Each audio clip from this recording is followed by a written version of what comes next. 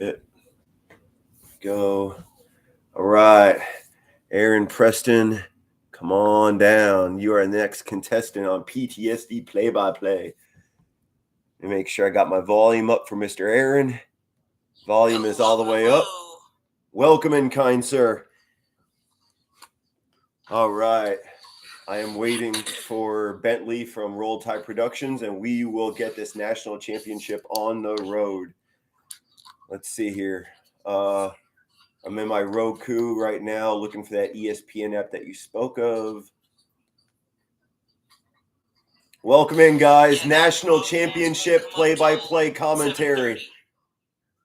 I apologize, Aaron. You said something. Go ahead, buddy. That broadcast won't pop up until 7:30. Not till 7:30. Copy that. Understood. All right. I've got some college pregame here. We'll expend some time watching that for a bit. Nope. Got to have a cable provider for that one. But thank you so much for joining in, guys. This is PTSD Play-by-Play. My name is Rich. I am joined with color commentary by my best friend, Aaron Preston, professional play-by-play commentator, color analyst, and public address announcer right here in the great North Carolina. Welcome in. Very excited. It's gonna be a good one. This game is going to be. It's gonna be a very good football game.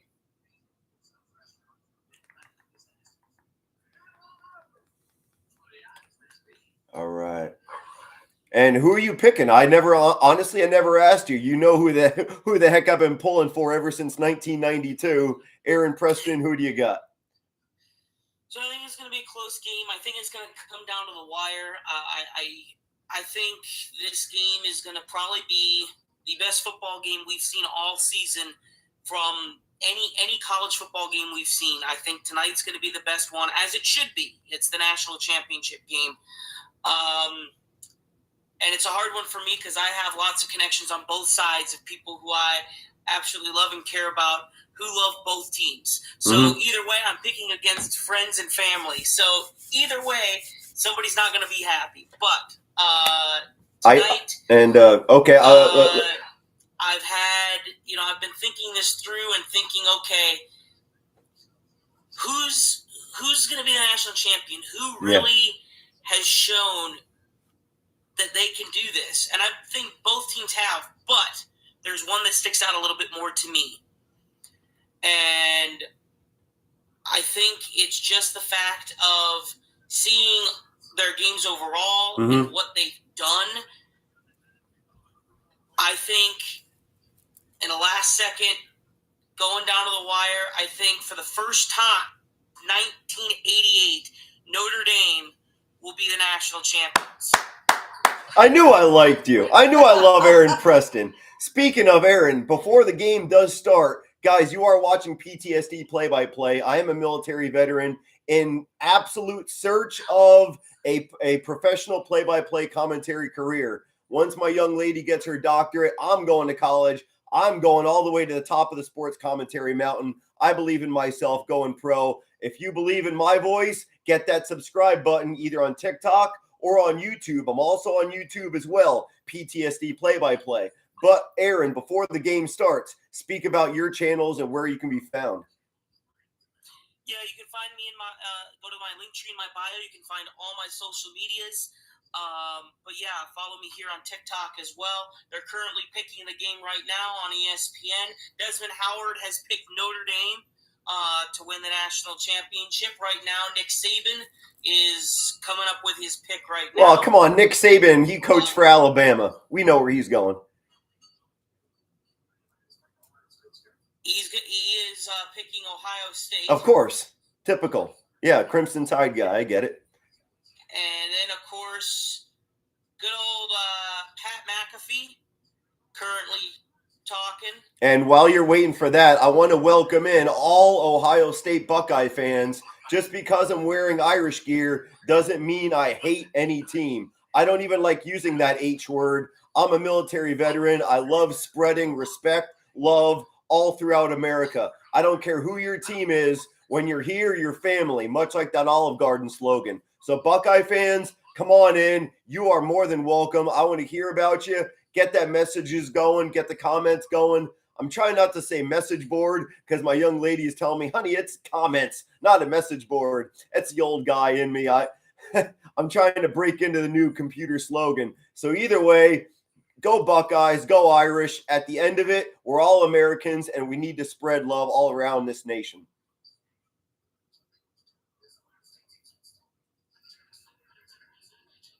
We're about 10 minutes away from kickoff. I hope you guys are ready. I've been ready for this since birth. I am so freaking excited. Go Irish. Woo-hoo-hoo. Wow, I can't wait. So Pat McAfee go ahead. is picking Ohio State. Well, he's a loudmouth. I really don't have much respect for him. And he, of course, we already know what he's doing. He's already in Irish green, so he is saying go Irish. So Brandon is absolutely right. I'm not pulling for Ohio State, but Brandon says 31-28. I definitely see it a one-possession game. Irish or OSU, either way, it's going to be a one-po game. Oh, yeah. No, it's going to come down to the wire. It's going to be a very good game. Nonetheless, I mean, you could pick either one of these teams, and you're going to be right. I mean, in the sense of it's going to be good. It's going to come down to the wire.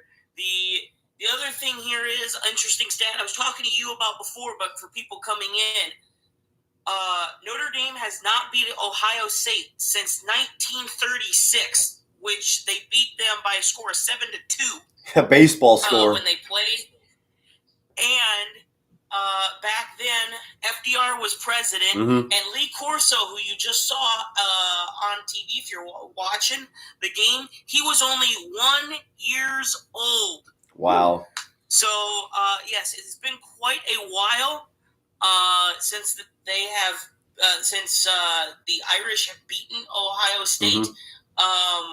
But like I said, it's going to be a very good game. And these two teams, ironically, are very close to each other, but have never played each other in the national title game. So this game is going to be great. Of course, you have an Irish fan you're watching with there. I have no affiliation with a college team.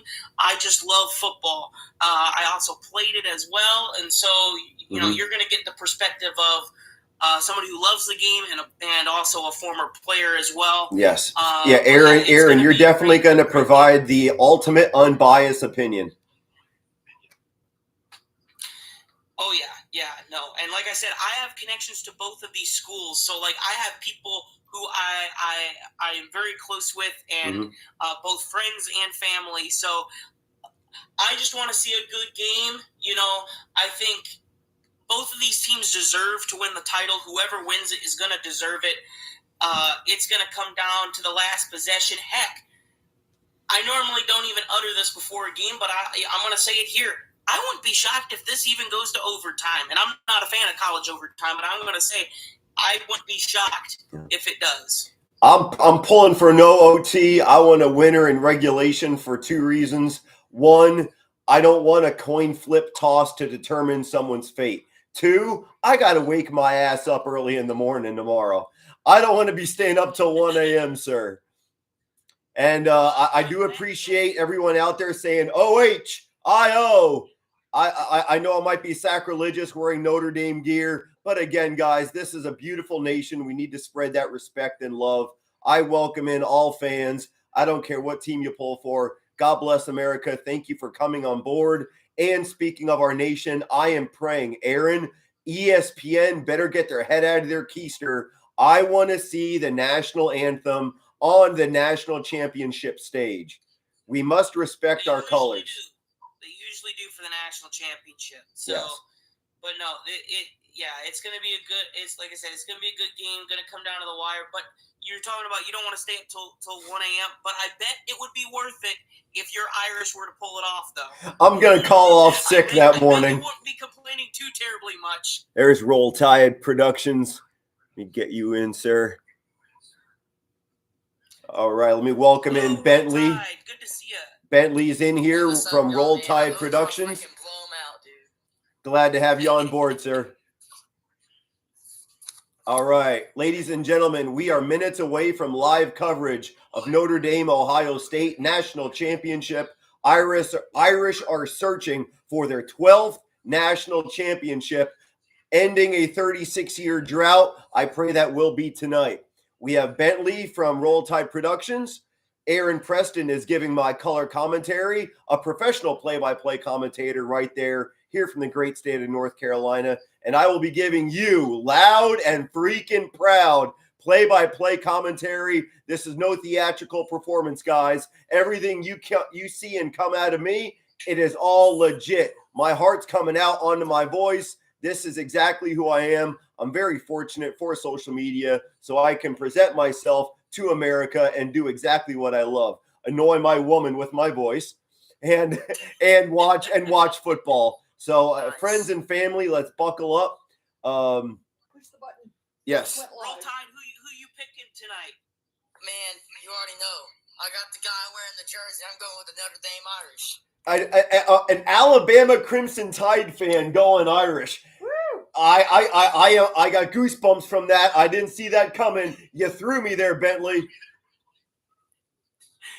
All right. I got the Irish tonight. I think they get, they have not lost since week 2, which backs up my analytics. Yes. And they're undefeated ever since after that NIU loss. And with Ohio State, what we've seen, I know it's a team game, but what we've seen from Jeremiah Smith, their most impactful player, against Texas, only had 1 reception for 3 yards, and Ibuka and Cornell Tate were the guys for that game. And I had Notre Dame winning in an iconic fashion. A field goal, a catch, or a touchdown. I think it's going to be a game to remember. I did speak of wide receiver Ibuka in my last Notre Dame video. That man needs double coverage. You cannot go man-to-man on Ibuka. Yes. And I think with both of these teams, it's going to be a defensive battle, in my opinion. Both of these teams have great red zone defense, especially Ohio State. Forcing field goals and not 7 points. I think this Notre Dame team can force at least 1 turnover. Okay. Yeah, I'm going to agree with you. I think that I would be shocked if we see either team go above the 30, in the 30s points wise. I don't think we're going to see either team hit 40 points tonight. Oh yeah. Well, I think it's sad that the college football season has gone this fast. It's gone faster than expected, but we're going to be live here with PTSD play-by-play for this last game. Y'all show this man some love, man. I appreciate you, Bentley. This is my dream and passion. It would be an absolute honor to do this professionally, making a living, holding a freaking microphone like my man Aaron Preston. I envy you, sir. This man does hockey. He commentates and does color on basketball. Yeah, Aaron, you are absolutely living the dream. Do you do college, or do you do? So I mainly do public address. I do some broadcast stuff here and there, but I do stuff from high school sports, college sports, a little bit of everything. So that's awesome, man. Hey, Birdman, welcome in. Thank you so much for following in. Birdman, you followed me for a long time. God bless you. Thank you so much for your friendship and all the hearts and love you just sent me a couple seconds ago. Go Birds. Eagles are going to the Super Bowl. I know I'm popping the cork open a little early on my Eagles, but my Birds will defeat the Washington Commanders this coming up Sunday. And while I have Aaron Preston here and kickoff has not commenced with Notre Dame, Ohio State yet, I want to jump into NFL just for a little bit and ask Aaron Preston if you want to do play-by-play with me for Packers, for Eagles and Commanders this Sunday? That is definitely a possibility. I do have I'm on broadcast for a couple hockey games that morning. Understood. But, I should be okay for it. So, but yeah, it'll be fun.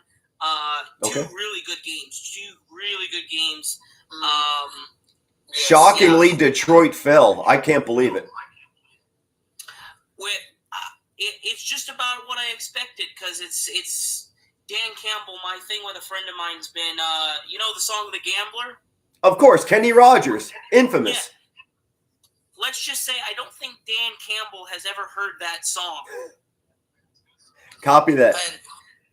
But you got the broadcast up, Rich? It says your event is about to begin. I don't want to give out too many. Yeah, so it's waiting now. They've got the on-field stuff going on right now. They're getting ready to. They're getting ready to do the national anthem here. The ESPN3 thing you spoke of is what I have on, and it's currently on hiatus. Your event is about to begin. That's all I say.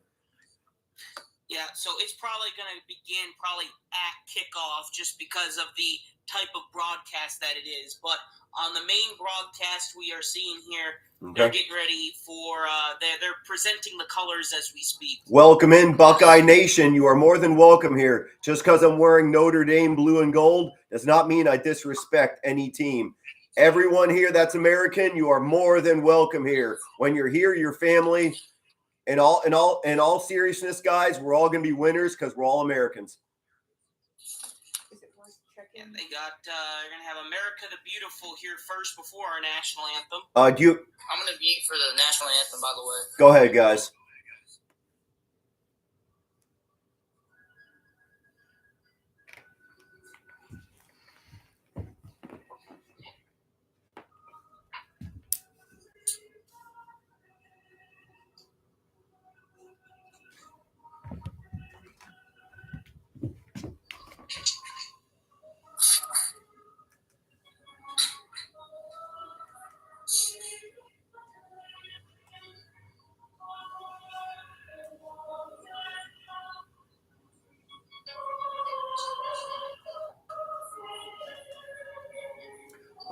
America, America, God said. What happened? Oh. And crown thy good with brotherhood from sea to shining sea.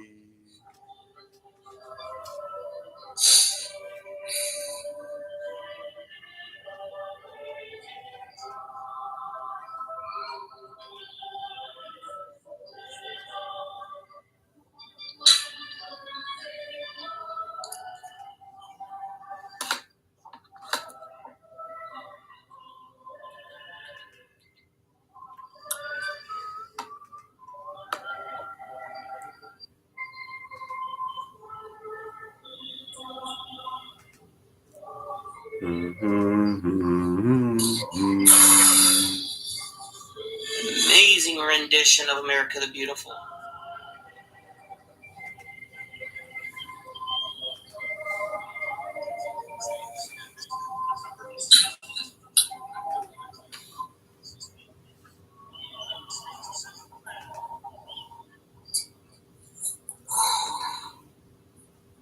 Please rise or remain standing as our nation's colors.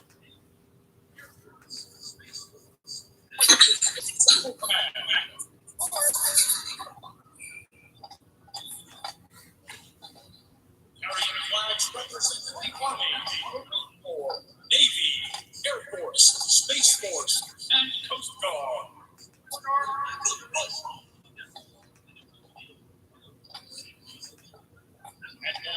Everyone watching, please hold your messages while the national anthem is being sung. Thank you. 12th grade students from the Atlanta Area School for the Deaf and accompanied by award-winning musical director Adam Blackstone. Please welcome Grammy Award-winning singer-songwriter Coco Jones.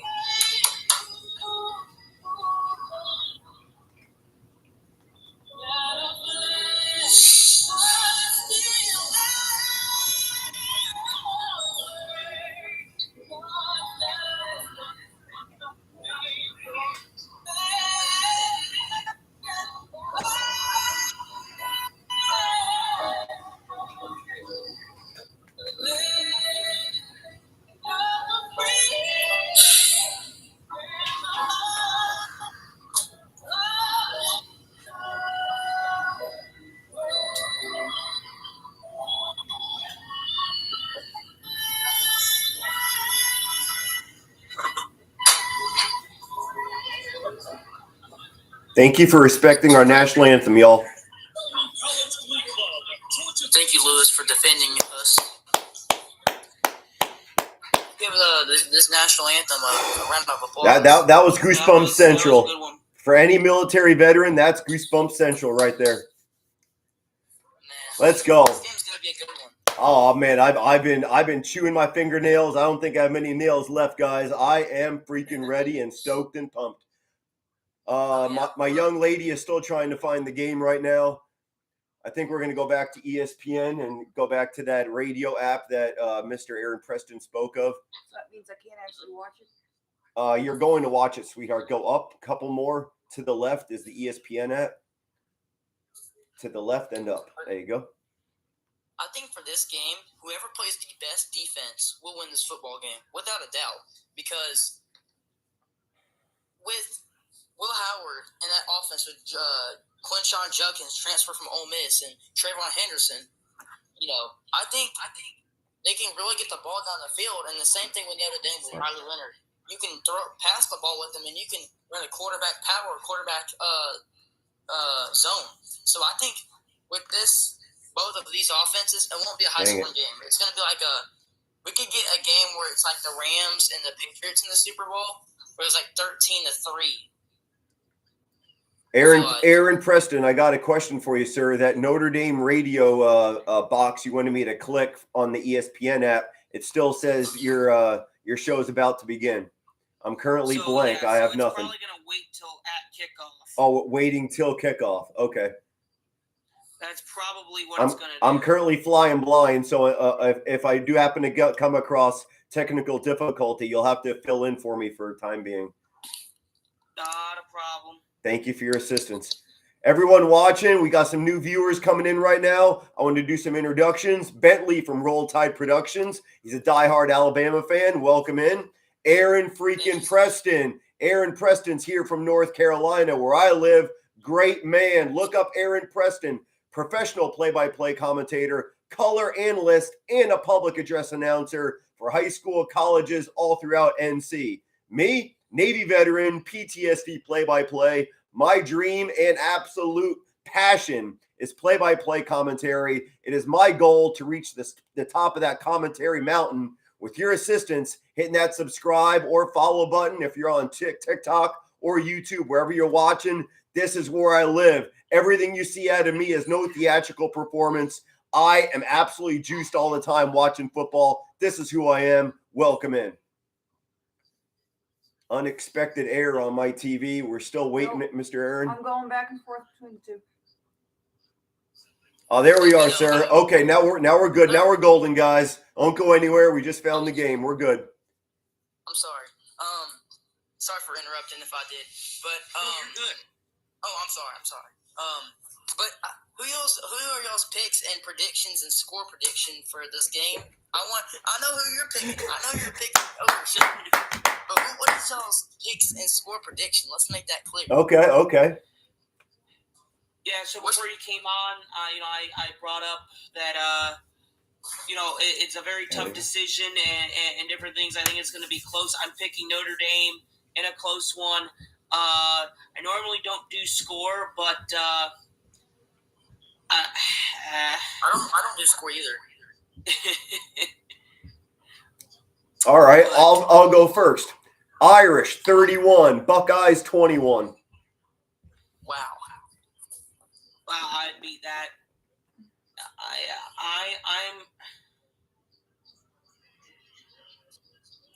I'm gonna go ahead, Roll Tide. Oh, I said here comes Marcus Freeman. That's all I said. Oh, there you go. Yeah, I'm gonna go. Man, I normally don't do score, but I'm gonna go 34-31 Irish. The lucky Irish, am I right? I gotta go 31. Hold up. I'm gonna say 31 to 28. That's exactly what Brandon just said. You guys are in cahoots. 31-28. Oh. I got it being a touchdown. So it's 28-24. Okay. It's Okay. Like 28-24. Lock that in. Game-winning touchdown or field goal. And Touchdown or field goal. Aaron, you're absolutely right. A lot of Irish fans donning green. Yeah, there was a rumor that it was going to be the majority was going to lean Notre Dame in the crowd tonight. So we'll see if that is indeed the case when it comes down to noise during the game. I've got the on ESPNU the Command Center broadcast. It's always cool because you get the regular broadcast view, and then you get the additional camera shot. So it's really fun. I really enjoy it. And then you get stats on the bottom of the screen, which is really awesome. Slim Dude asks, will you be streaming the game? I cannot, sir. No disrespect to anyone watching out there. I can't show the game because of copyright infringement. I've got over 4,000 followers on TikTok, and I do not want to lose any of them by showing one game and losing my site. But at the same time, you can listen to us talk about the game if you want to. They have like so many darn broadcasts tonight. Here's an additional broadcast for you if you would like. Absolutely. So, yes, Aaron's got my color. I'm giving play-by-play. Thank God for this miraculous thing called social media. We get to do exactly what we love in front of all of America. This is going to be a barn burner. Buckle freaking up. And Hall of Famer Jerome Bettis, the bus, Notre Dame alum. He will be joining with the coin toss.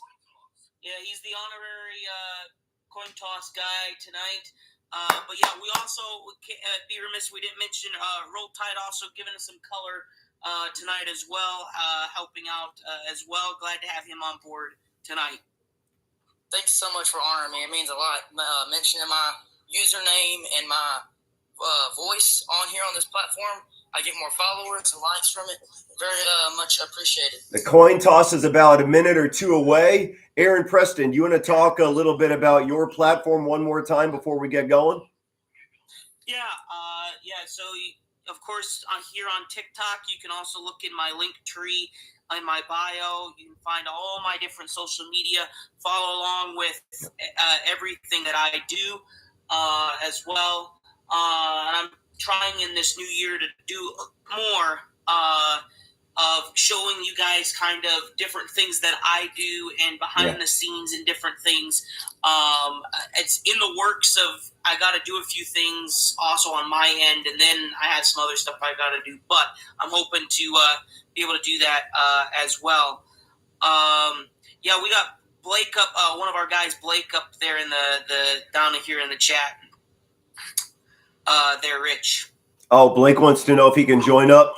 Honestly, sir, no disrespect. I want to try to keep this minimal with the voices so we don't cross over one another. I mean, no disrespect, Blake. You're a great man. You're very knowledgeable. You're honestly smarter than I. You've got a lot of toolage. I would love to pick your brain. So if you want a message, we'd be glad to talk that way. But with 4 voices on one game, we ran into that problem before, sir, and I want to try to avoid disrespecting anyone's voice, trampling on one another throughout the game. So we appreciate you watching. Thank you so much. And again, zero disrespect. I appreciate your friendship.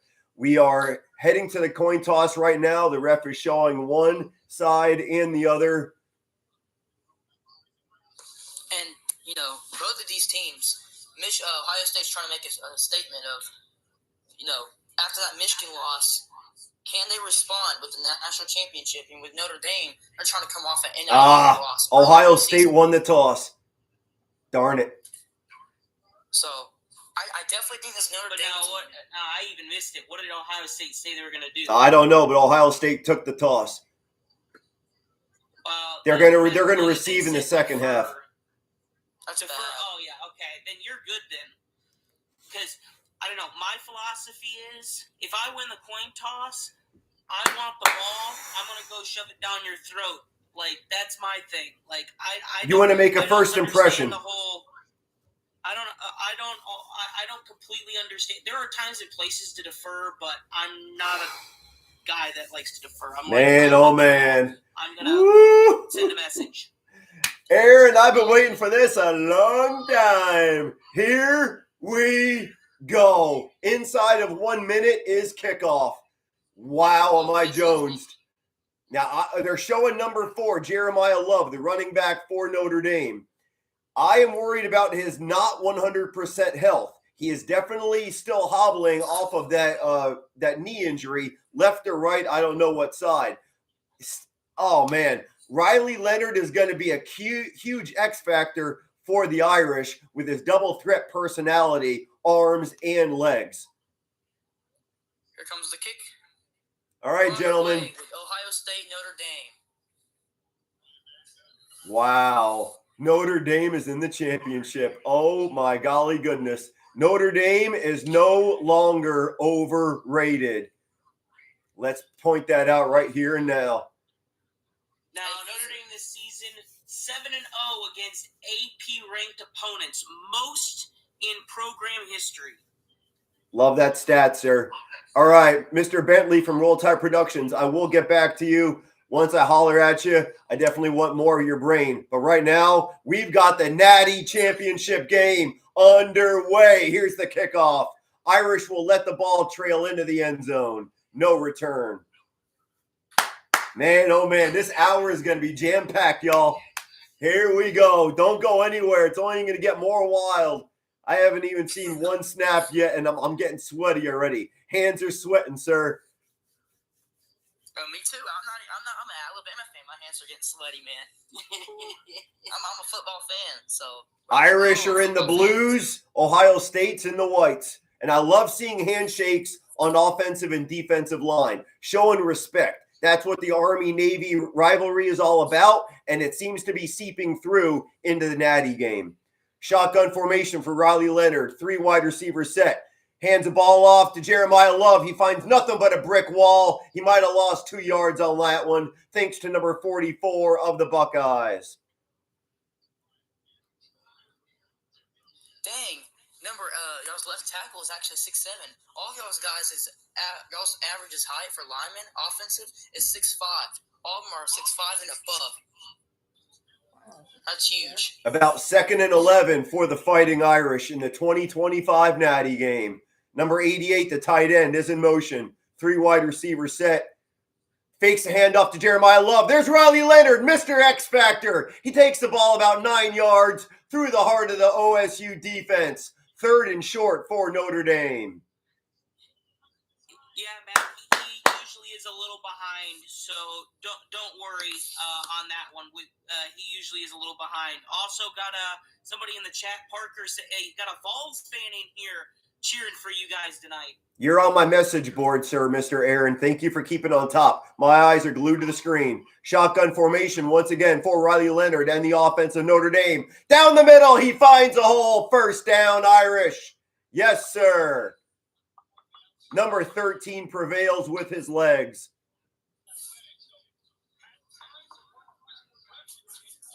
Ball is placed at the Irish 36-yard line. Number 13, transfer from Duke, Riley Leonard. It seems to be the same formation over and over again. They're just repeating the performance. 4 wide receiver set, shotgun formation. As long as they're moving the ball. There's the snap. 13 pumps twice. Throws down the middle. Incomplete to number 10. Wide receiver at his fingertips. Actually, is more like his shoestrings. That was an almost impossible catch. What do you got for me, Aaron? I mean, without giving too much away, because as you know, I'm a little ahead, but so far Notre Dame looking good. I appreciate you keeping that on the cork. The stream I'm watching, guys, I apologize. I'm about 15 seconds behind, but I'm doing the best I can with what I got. I'm not getting paid for this, guys. I'm doing it all for the love of the game. Shotgun formation once again for number 13, Riley Leonard. Throw, pass, caught to number 10. Oh, baby, just a yard short of the 1st down marker. 3rd and short for the Irish. Well done. Great pass and catch by number 10. Elmer's glue on those sticky hands. It's actually being marked a 1st down. The imaginary yellow marker we see, he was a yard short. Referees were generous, gave them the 1st down marker, moving the chains for the Irish. Yeah, the yellow line is never official. So Ball is snapped. it gives you a 13 good throws idea. across the line of scrimmage to Jeremiah Love. He finds about 6-7 yards down the left field line.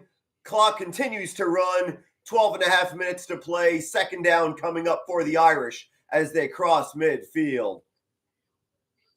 But yeah, again, very quickly is the yellow and blue lines you see on the field are never official, but they at least give you kind of a general idea of where the ball is and where the first down marker is. Great to know. We got 5 wide receivers set for the Irish. Wait, it just changed it up. Audible at the line of scrimmage. Jeremiah Love is now to the left of number 13, our quarterback. Riley Leonard, a design run. OSU says, possibly half a yard gain. Just less than 12 minutes to play. 3rd and 1 coming up for the Fighting Irish. I'm waiting to see what Al Golden, the defensive coordinator for Notre Dame, is going to cook up for the OSU offense. 11 and a half minutes to play. 3rd and 1 for Notre Dame at the OSU 45-yard line. 0-0 is the score. About 11 minutes to play in the first. I don't like the shotgun formation on 3rd and 1. Let's see if it proves true for Notre Dame. Jeremiah Love gets a handoff. He is short. Oh, he might have lost half a yard thanks to number 0, Simon, for the Buckeyes. A great defensive hold for Ohio State. Will Notre Dame go for it? I understand it's the Natty game, and you really have to put your best foot forward. Will they put the gas pedal down and keep the offense on the field? Let's find out together, ladies and gentlemen. Riley Leonard on the offense is on board. Marcus Freeman is giving the nod. The coach for the Irish, he is all aboard for the offense in Notre Dame. 4th and 1, Riley Leonard, shotgun formation. Up the middle, first down Irish. About a 3-yard gain for the Duke transfer quarterback. Job well done, number 13. What do you got to say, Aaron? Yeah, Notre Dame is doing what I like to call X-Acto knife offense. Very precise, very quick. And it looks like that's kind of going to be their strategy tonight, at least from this first drive. Ball is currently placed at the OSU 42-yard line. Once again, shotgun formation. Riley Leonard has not taken a snap off the center. He is being rushed, flushed out of the pocket. He gets rid of it. Wide open. Caught at the OSU 28-yard line. Number 9, the wide receiver for Notre Dame. Moving the chains. Roll Tide, how do you feeling? I'm doing good. I just got me a snack. All right, beautiful. Hey, there you go. Nothing wrong with that. And watching such a game as this. Yep, crack open a brew, have a snack. We're all about having fun here. 4 wide receivers set for the Irish. 3 jammed up on the right side. Again, shotgun for 13. I don't think we'll ever see him under center. 13 fades back. He's looking for someone. Will he? He will, unfortunately, off the fingertips of number 10. That's the second time he missed him. My goodness. Thank you so much for joining in, everybody. My name is Rich off of PTSD Play-by-Play. You're seeing my loud and proud play-by-play commentary. This is my passion in life. I want to get to the top of the commentary mountain. With your help, hitting that subscribe and follow button, this Navy veteran will live his dream. God bless America. Thank you, Aaron Preston, for the great color commentary, along with Roll Tide Production, Bentley. Thank you, sir. We are back in action. Shotgun formation for Riley Leonard and the Notre Dame Fighting Irish. Price with the handoff. Number 24, a good cut. He makes a way outside.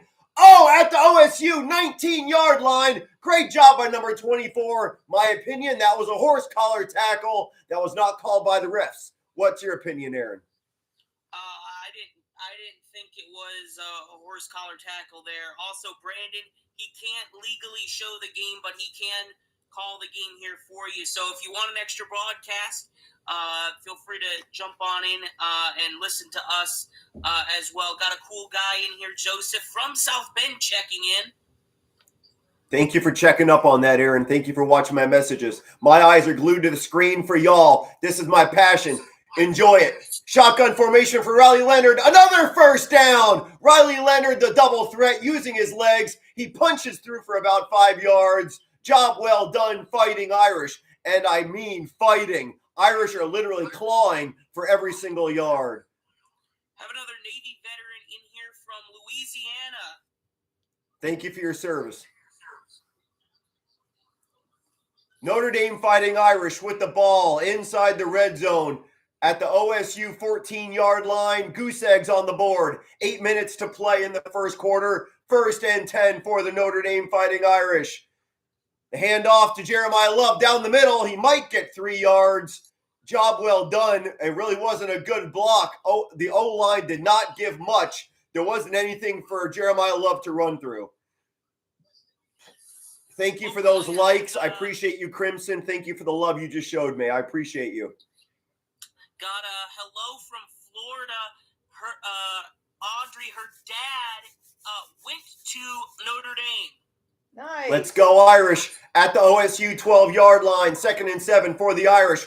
4 wide receivers set. Number 13, Riley Leonard, quarterback. He gets flushed out of the pocket. Is he looking to run? He is. He finds his way to the 6-yard line. 2 or 3 yards short of the first down marker. 3rd and short for the Fighting Irish. Bentley, how we doing? I'm doing great, man. This is fantastic. I'm so thankful you can join me. I want to definitely keep you involved in here, and thank you, Aaron, for keeping an eye on the message board. Whatever you got to say, buddy, chime in, Aaron. Well, I'm very honored by joining your lives, and it means a lot by joining. But this Notre Dame team is driving, and it's looking just under 7 minutes to play in the first quarter. Here we go. Number 13 is looking for 3 yards. Can Riley Leonard lead his pack into the end zone? He slips, falls. He is inches short of the first down marker. Aaron Preston, what would you do? 4th and 1 at the opposing 5-yard line. You're a football player. What would you do? Well, so for me, I would go for this with the team that you guys got. NCR 777, yes, he is a little behind, so it's okay. Thank you for your patience, guys. I'm not at South Bend or wherever in the world they're playing right now. I'm going off of the love of the game. Whatever the broadcast shows me on TV, that's what I'm giving y'all. What you see from me is completely authentic. That I guarantee you. Irish are going for it again. 2nd, 4th down conversion. It is also completed. Riley Leonard like a locomotive. He's using his legs, powering through the OSU defense. Ball is placed at the OSU 1-yard line. 1st and goal for Notre Dame. Aaron, what do you think?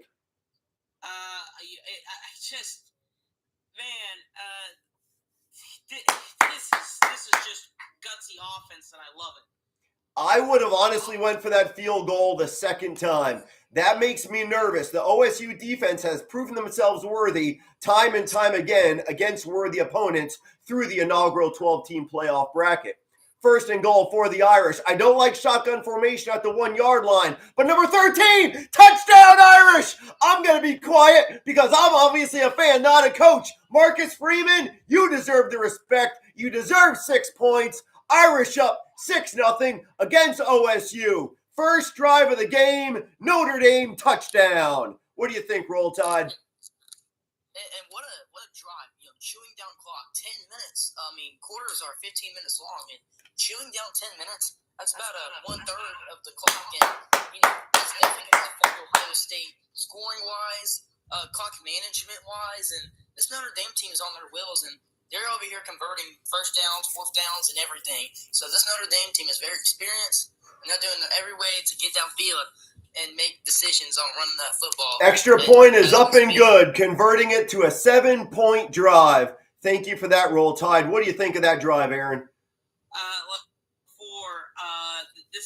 They're going with this approach that I like to call X-Acto knife offense. They are very precise and very quick. And that's the way this whole drive went. Very precise, very quick, very pointed. And so for some of you that might not be familiar with how football teams draw things up, usually for football teams, depending on things, anywhere from your first drive to sometimes even the entire first quarter is what we call scripted. And what do I mean by that? They already know what play is going to be called next. They already know because they sit there and they game plan, they prepare. Now, they also have in there, in case something they come up with that particular play call and they see something the quarterback can audible to that, whatever it might be. And so then you have on the flip side, defensively, you do the same thing in combating things. But if they come up with something else, it's, oh, we got to switch things around. And then after that, anywhere from first drive to entire first quarter, it's then about making adjustments from there and game planning of what's next from what you have game planned for and know what this other team can do. So here in this first drive, like I said, I don't know how much they scripted out, but we know that this first drive, of course, is, and again, X-Acto knife offense, very precise, very quick, very pointed, and it worked to perfection. And they also converted 2 fourth downs. So it just shows you, game plan-wise so far, Notre Dame has the advantage. However, that's only the first drive of the game. We have not yet seen Ohio State on offense, so it's going to be really interesting to see, especially if if Ohio State goes down and does the same thing, or if Notre Dame makes the stop. It's just going to show.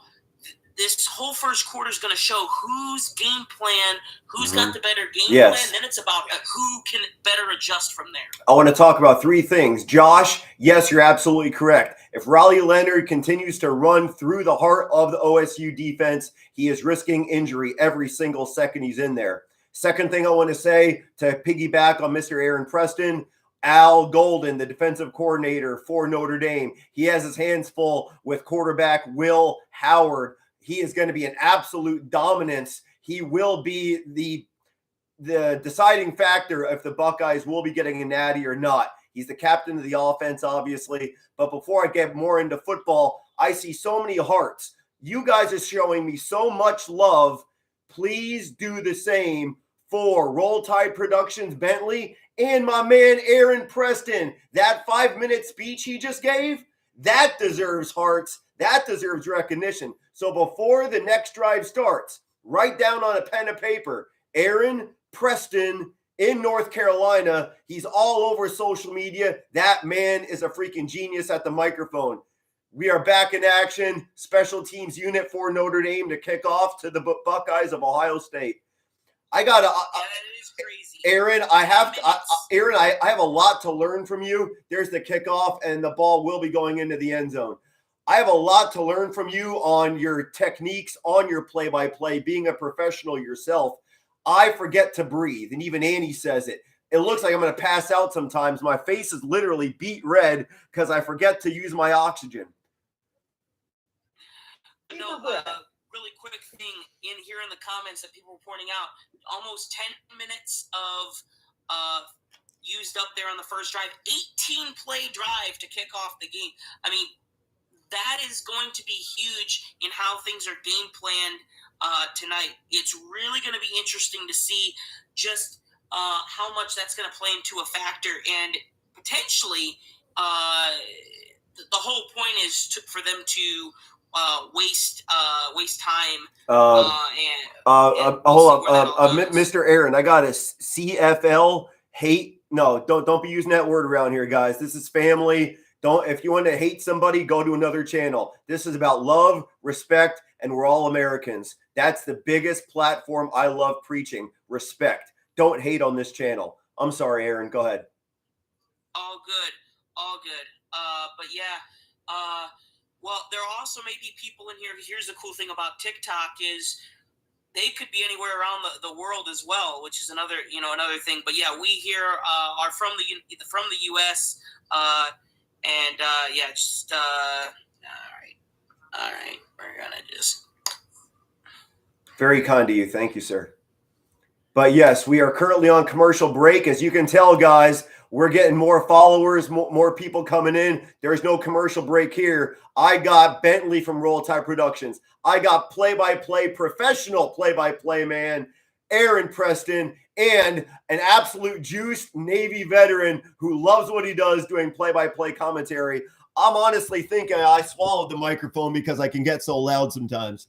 And guys, I'm honestly honored to have my friends and some of my family watch me right now.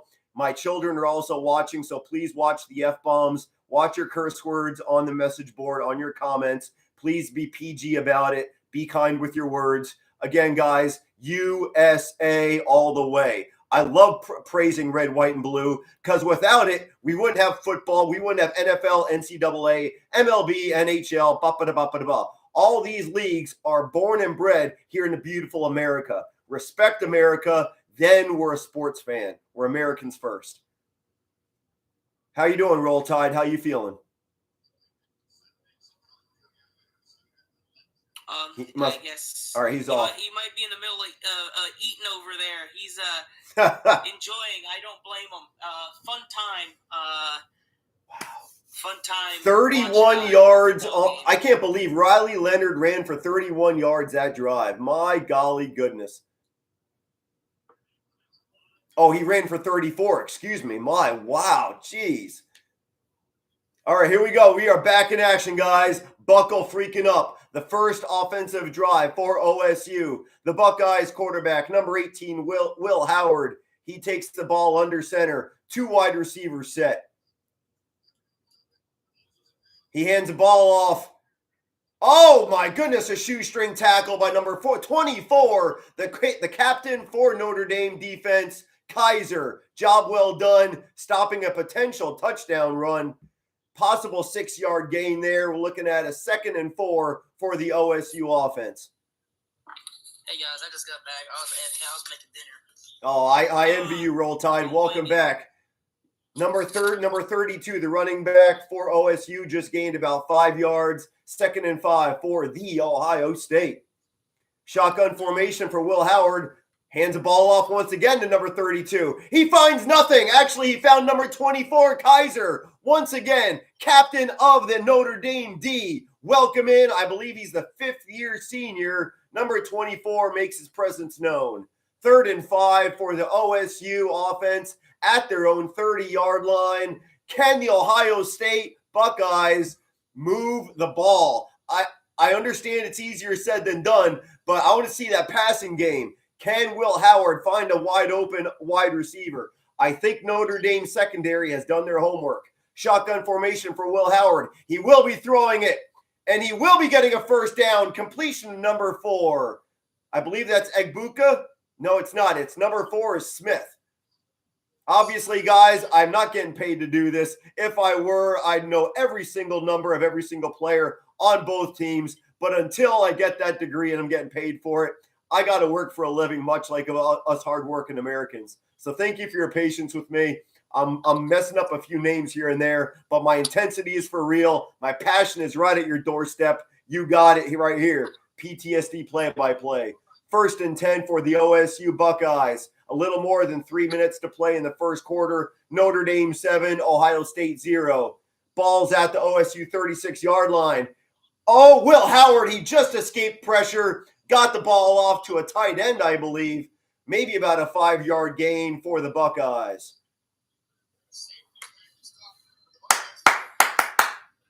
Come on, Notre Dame. A quarter and a half away. We're almost at halftime. I can't believe the first quarter is almost over. Wow. 2nd and 6 for the Buckeyes. They're still in their own territory, right around the 40-yard line. Technically on the 41. 3 wide receivers set for Will Howard. He will hand it off to number 32 once again. He finds the first down marker, and he finds the seam. Number 0, Xavier Watts, drives him out of bounds. Xavier Watts is the captain of the Notre Dame secondary, but the run game for OSU is proven worthy. Not much worthy on the pass game, but that run game is definitely shades of Notre Dame, the bread and butter. What do you think, Aaron? I mean, I think when you look at it overall, I mean, so far what you're seeing is Ohio State's been all about positioning and formation. Oh my gosh, a 15-yard reception to number 1. I believe that was Egbuka. Wow. Great job on the pass protection. They held a great screen for the wide receiver number 1. A 3 jumbo pack. What do you call that in football, Aaron? You got 3 wide receivers bunched up there. The trips. Trips, thank you. Okay. Guys, I'm telling you, Aaron Preston is legit. Send this guy some love on his Facebook, on his TikTok, YouTube. He is a former football player, and he's a professional play-by-play commentator. This guy's a fantastic color analyst as well. Ball is placed at the Notre Dame 25-yard line. Will Howard, shotgun formation. It's a direct snap to number 4. He wish he didn't get it. A 0. Oh, baby. Xavier Watts, again the captain for the Irish in the secondary. He gives OSU a 5-yard loss. 2nd and 15 coming up for the Buckeyes. With 1 minute to play in the first quarter, Irish up by a touchdown. Honestly, I'm watching the replay. It looks like number 4, he did not intend to catch it. It looked like a mistake. Either way, the ball is placed at the Notre Dame 30-yard line. Shotgun formation once again for Will Howard. He fakes the handoff. He throws completion to number 2. He is finding his wide receivers. Henderson, number 32, is running the ball. Everything's flowing for OSU. I'm glad I chose 31-21 for my score. I see this being a high-scoring game. Yeah, Brandon, I played offense and defensive line when I played. Oh, guys, this is going to come down to the wire. I'm starting to see it. Both offenses are hot to trot. 3rd and 3 for OSU. Can Notre Dame hold the Buckeyes to a field goal? Shotgun formation, 3 wide receivers set. Will Howard, a design run up the middle. He gets the first down. About a 6-yard gain. Marcus Freeman is distraught. The head coach for Notre Dame shaking his head. He did not have the right lineup for the defense. Am I wrong or right, Aaron? I mean, I don't think necessarily, at least so far, it hasn't been formation or play call per se. I mean, you look at that last pass play that you saw, there was just some blown coverage. Somebody messed up on coverage there, and that run play was just poor tackling. Yeah. There's a lot of poor tackling in the game today because of the way they teach how to tackle nowadays. I don't like it personally, and I think that is why across the board between high school, college, and professional, tackling is not as good as it used to be. Yeah, it used to be fundamentals. Passing, catching, tackling. I don't know what the heck they're teaching in football nowadays. I mean, because tackling nowadays, so the way they used to teach to tackle, which is what I started with, is because the whole thing is they're trying to teach keeping the head out of the game, trying for safety reasons, but it's like the way they're doing it, one, none of it makes sense, and 2, the equipment is getting better and better, but it's also the guys are getting just stronger and stronger, and it's all about technique. The problem is stronger, and it's all about technique. The problem is the whole thing about him is head placement. So the way we were taught was, you wrap up, the guy's body is between, when you wrap up, he's got to go through your entire body and through your head. But if you keep your head up, you do it right, you're not going to get hurt. And yeah, sometimes you might happen because it's football. Sometimes it happens, but it's going to be very rare. Now the way they teach you to tackle is this whole grab from behind mess, wrapping up like this. It's never going to work. Maybe if you're one-on-one and it's like an Oklahoma drill, and you're going, barreling down, and you're one-on-one, mano-a-mano, and you're running straight at each other, maybe. But other than that, it's just not going to work. And so you see nowadays all these broken tackles. You see a lot more injuries on tackles. True.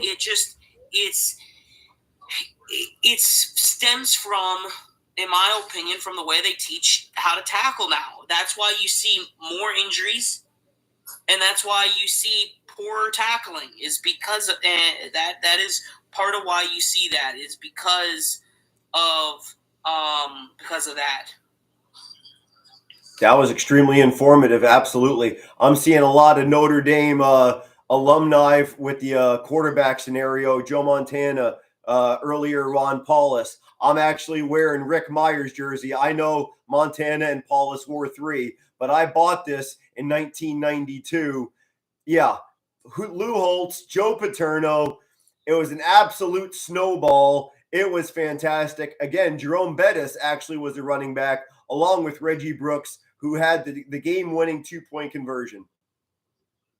Got a couple different comments to highlight in here. We're getting a lot. We're going to try and hit as many as we can. Landon saying, I used to work in sports media, and says, we're doing great. Keep up what we're doing. So thank you, Landon. Very much, Landon. Thank you. Some love from South Bend. And somebody, Zach, saying, he says, quote, I'm just happy to see there's no SEC teams this year in the Natty. We are back in live action, guys. OSU with the ball at the Irish 13-yard line. They're handing the ball off to number 1. They're looking for a touchdown. They fall a little short at the Irish 7-yard line. About a 4-yard run for Judkins. 2nd and 6 coming up for the Buckeyes inside the 10-yard line. I'm not from South Bend, Indiana. I'm born and bred in Allentown, and I live in High Point.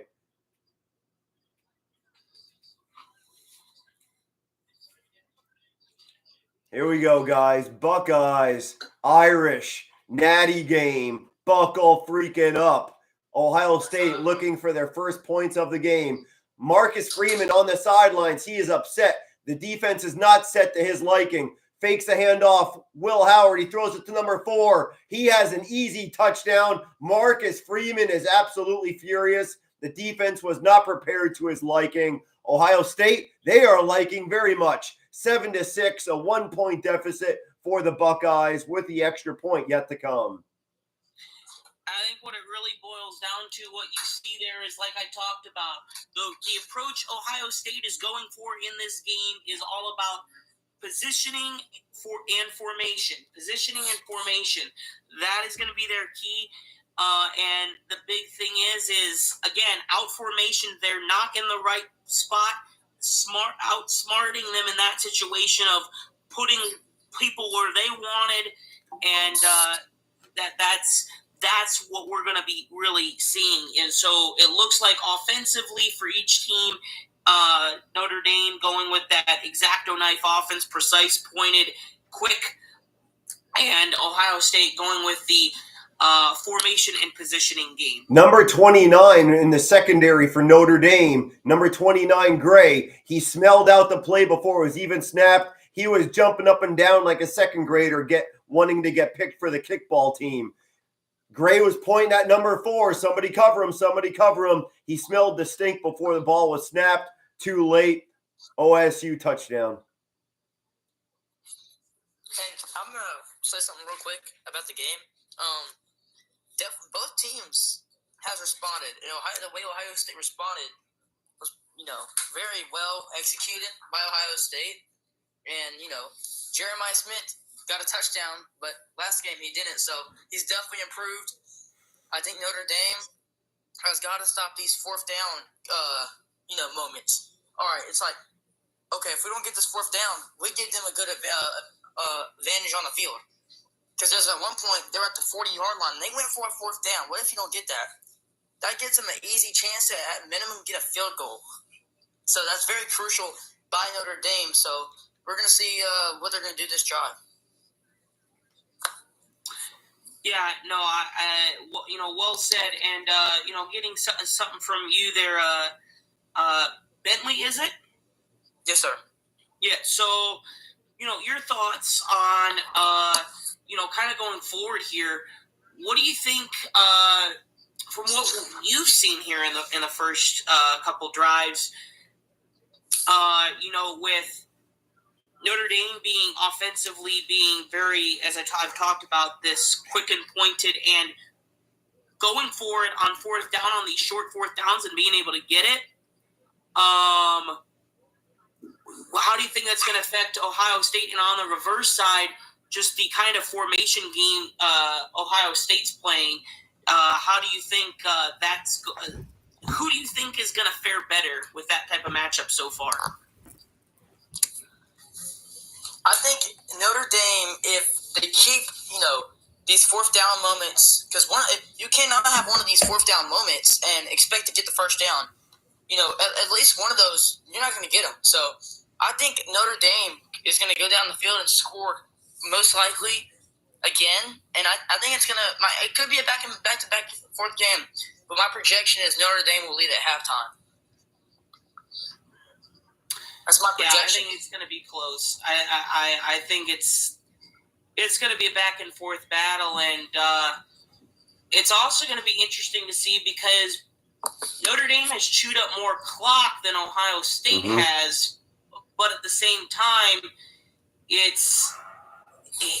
I don't know, because then they're bringing it up now. Last drive, 18 plays for Notre Dame. That's the longest in national championship game history. Wow. The longest drive ever.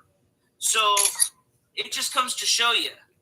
We're getting a lot of new people in here. I want to give a polite introduction once again before the kickoff commences. Irish will be getting the ball next. Score is tied, 7 apiece. We got Roll Tide Productions. His name is Bentley. We got Aaron Preston. Yeah, his name. Aaron Preston, play-by-play commentary professional right here. I envy this man. He is my color commentary for tonight, and you're listening to PTSD play-by-play, giving loud and freaking proud play-by-play commentary, Navy veteran, wanting to reach the top of that sports commentary world, become the king of commentary, getting paid to do what I love, holding that microphone. If you believe in my dream and my voice, hit that subscribe, hit that follow. God bless America. Let's get back into some pigskin.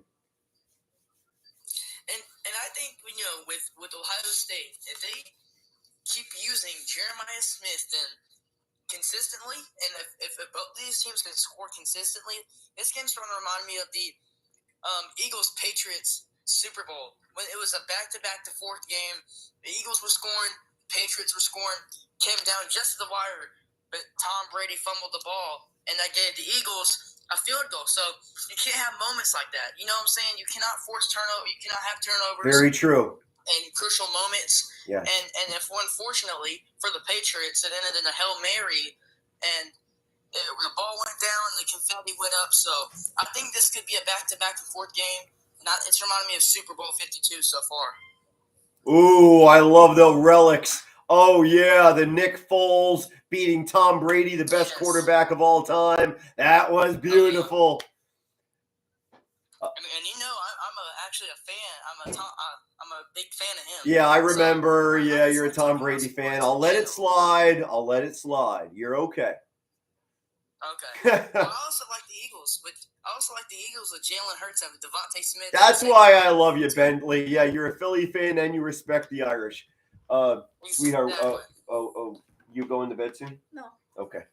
Anybody out there that's got a spouse, your husband, your wife, boyfriend, girlfriend, give your spouse a lot of love. We never do that on a daily. Not enough, nowhere near enough. I'm trying to be respectful to my young lady. She's got to go to bed real soon. She's studying for a doctorate. I got to watch my voice just a little bit. I'm trying not to hit the roof. I know it's my Irish. I know it's the natty game. But can you believe it? I love my woman more than sports. Yeah, it's true. So there you go. There's the truth right there. And here we go. We're off from commercial break, and we're now back to commentating this game. All right, Bentley. Yeah, hold off on that. I currently am about 30 seconds off. The broadcast I'm watching is somewhere between 15, 20, 25 seconds off. Thank you for your patience, guys. Nothing you see from me is theatrical. It is all freaking passion and emotion. I love doing this. I've been doing this since childhood. Finally, there's things called social media, and I can do what I love in front of America. Let's get into it. 220. I can't count. 2025. Wow, it's not even the second half, and I had a brain fart blunder. The 2025 Natty Championship game. Loud and proud play-by-play. Here we go. 1st and 10 for the Irish. Second quarter, 14 minutes to play. Score is deadlocked, 7 apiece. Irish with the ball at their own 25-yard line. Shotgun formation for Raleigh Leonard. 3 wide receiver set. He fades back. He's looking to pass. He does. Unfortunately overthrown his intended target, number 5. Dang it. Yeah. Missed his target. Put a little bit too much air on that ball right there, as we see. A little piece of knowledge here for you. If any Irish fans out there, did you know President Ronald Reagan, before he entered politics, he was the Gipper in the infamous All-American movie in the Newt Rockne era? Win one for the Gipper. Shotgun formation for Riley Leonard will not go around. We have yellow laundry on the field. False start for Notre Dame, backing him up 5 yards.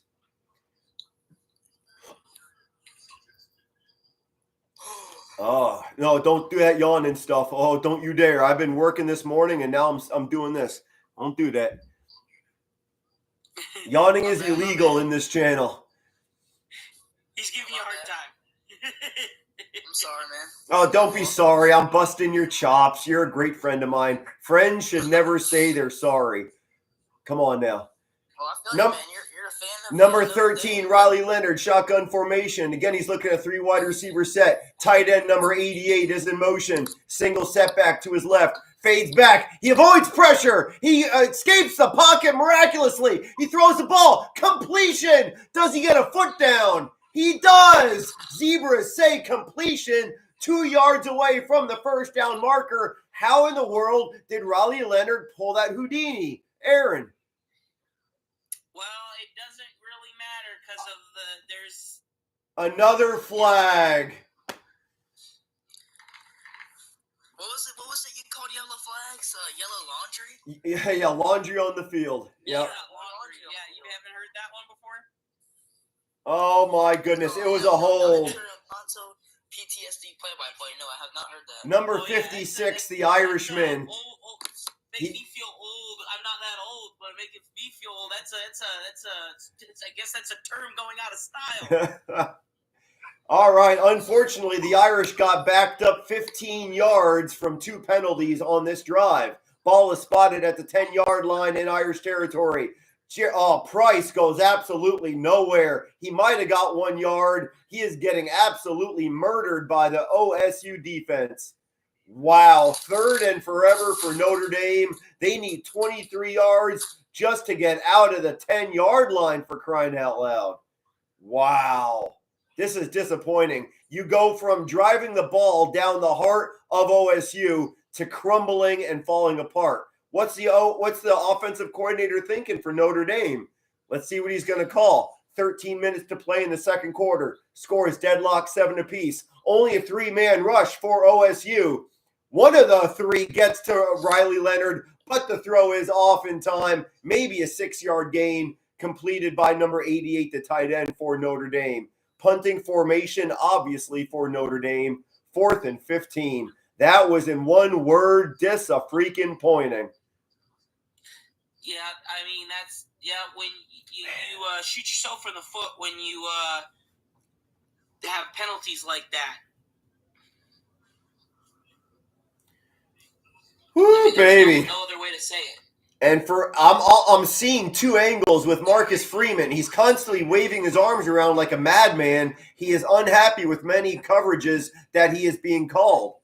The ball is punted away successfully. A fair catch caught at the OSU 34-yard line. Another flag on the play. Is this on Notre Dame as well? Notre Dame's pointing at OSU. There should be a flag on the silver and red. Let's see what happens. The Zebras are congregating. Let's see how long it'll take for them to figure out what's going on.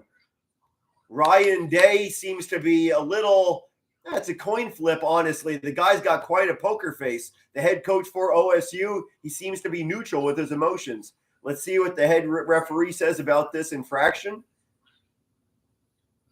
We have – come on, guys.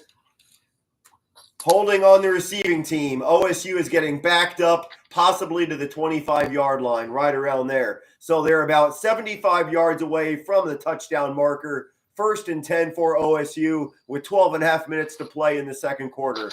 I hope you guys are enjoying this play-by-play as much as I am absolutely in love with sports. Yes, I love my young lady. She definitely is number 1. Sports is my all-time passion, though, guys. Thank you for enjoying my voice and my all-time freaking, what's the Italian word? The gusto, the out of your soul, come out of yourself. That's what you're seeing right out of me. So, Aaron, Bentley, you got the floor.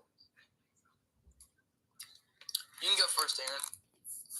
Yeah, I mean, It's still a very, very good game, but yeah, in this situation where we're at now, it's just the fact of the Notre Dame. You can't have penalties like that in that situation, and so now it's going to be about, if you're Notre Dame, it's about capitalizing on getting a decent field position off of that, and the penalties really hurting Notre Dame. And that was killer. 15 yards of penalties. That obviously was a key reason for backing them up to their own 10-yard line. Yeah, Jackson, that wasn't on the refs. Those were legitimate bad penalties. It was, those were just a false start and a clear hold. Like, that's not on the officials. That's just mistakes that can't happen. Not at all. Not on the Natty. No way, no how. And let me ask you just one question. Whose jersey number is that actually? I bought this a long time ago. This is Rick Myers. It technically could be Montana's or it could be Ron Paulus, but many quarterbacks in Notre Dame history wore number 3. This is actually, my opinion, it is from the 1992 Joe Paterno, Lou Holtz, 2 Hall of Fame coaches colliding in the Snow Bowl, as it's called. And Rick Meyer was the quarterback who led the Irish to victory. He handed the ball off. He threw the ball to Jerome Brown, the bus. Obviously, he went to the Steelers, but he's Notre Dame alum. Jerome Bettis with the touchdown. Reggie Brooks. I'm sorry, what? You said Jerome Brown. You mean Jerome Bettis? I'm sorry. I've so much out here. I'm like word vomiting right now. So try to put the pieces of the puzzle together, guys. Yeah, not Jerome Brown. He's number 99. We lost him too soon. Part of the Eagles defense in the early 90s. But yes, Jerome Bettis. I'm having a hard time doing this now. Brooks with the 2-point conversion that won the game for the Irish. Guys, I'm watching the Natty game right now of my Irish. So honestly, I am a little bit fan more than I am professional right now. So please bear with me as I am absolute in goosebump central. My emotions are getting the best of me. My mental is not 100% trying to deliver a pure and accurate statement.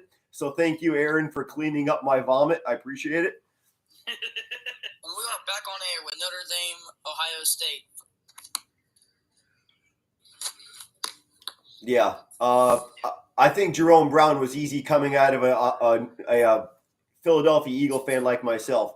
We're back in action, as Roll Tide Production just mentioned. And the first play off the line of scrimmage, OSU with a 13-yard scamper. First down, moving the chains for the Buckeyes. My goodness, Al Golden, you better sharpen up your tools. I want to see one hell of a halftime speech by Al Golden and Marcus Freeman, if I could only be a fly on the wall for that one. Will Howard, he is finding himself under center. Single set back is Henderson. 3 wide receivers set. Fakes a handoff to number 32. Will Howard throwing it down the middle. It is caught to number 17. Tate, the wide receiver. Past midfield. OSU first down once again. Aaron, what's going on, buddy? Again, it's all about positioning and formation and some athleticism as well. But again, Ohio State going with that, they're putting people in places that end up where, with their athleticism, end up where Notre Dame is not. And I do agree with that statement. Leonard needs to stay confident on the message board. Absolutely agree to that. Ball is placed at the Irish 48-yard line. Handoff to Henderson. The defense does penetrate, but Henderson does find his way through for about a 2 or 3 yard run. Notre Dame, my goodness, they can't seem to find the hands on the ball carrier. He is slippery as could be, greased with Crisco. Exactly. Goes back to, what I talked about the poor tackling nowadays. Yep. And that's across all of football. And someone just came on from Bills Mafia. AFC Championship game. Job well done by the Buffalo Bills. Ball is placed at the 46-yard line in Irish territory. Fakes a handoff. Will Howard throws it to number 2. It is a completion. OSU finds themselves 4 yards short of the first down marker. Score is 7-7. Second quarter, 10 minutes to play in the second quarter. First half is almost over. This has been a quick first half. Al Golden, he's whispering something under his index card. Al Golden, you better be freaking cooking up something pretty. You better be cooking up dinner for us Irish fans. 3rd and 5 for OSU. Can Notre Dame come up with the hold? Blitz no more. Only a 3-man rush for Notre Dame. Will Howard, he finds a wide open middle to run through. I could have ran through that. Easy first down for Will Howard, number 18, the quarterback. Inside the 30-yard line in Irish territory. Wow. What a historic championship this is with alumni. Ohio State, Notre Dame, 2, rich programs are going at it for this title. Who comes out on top?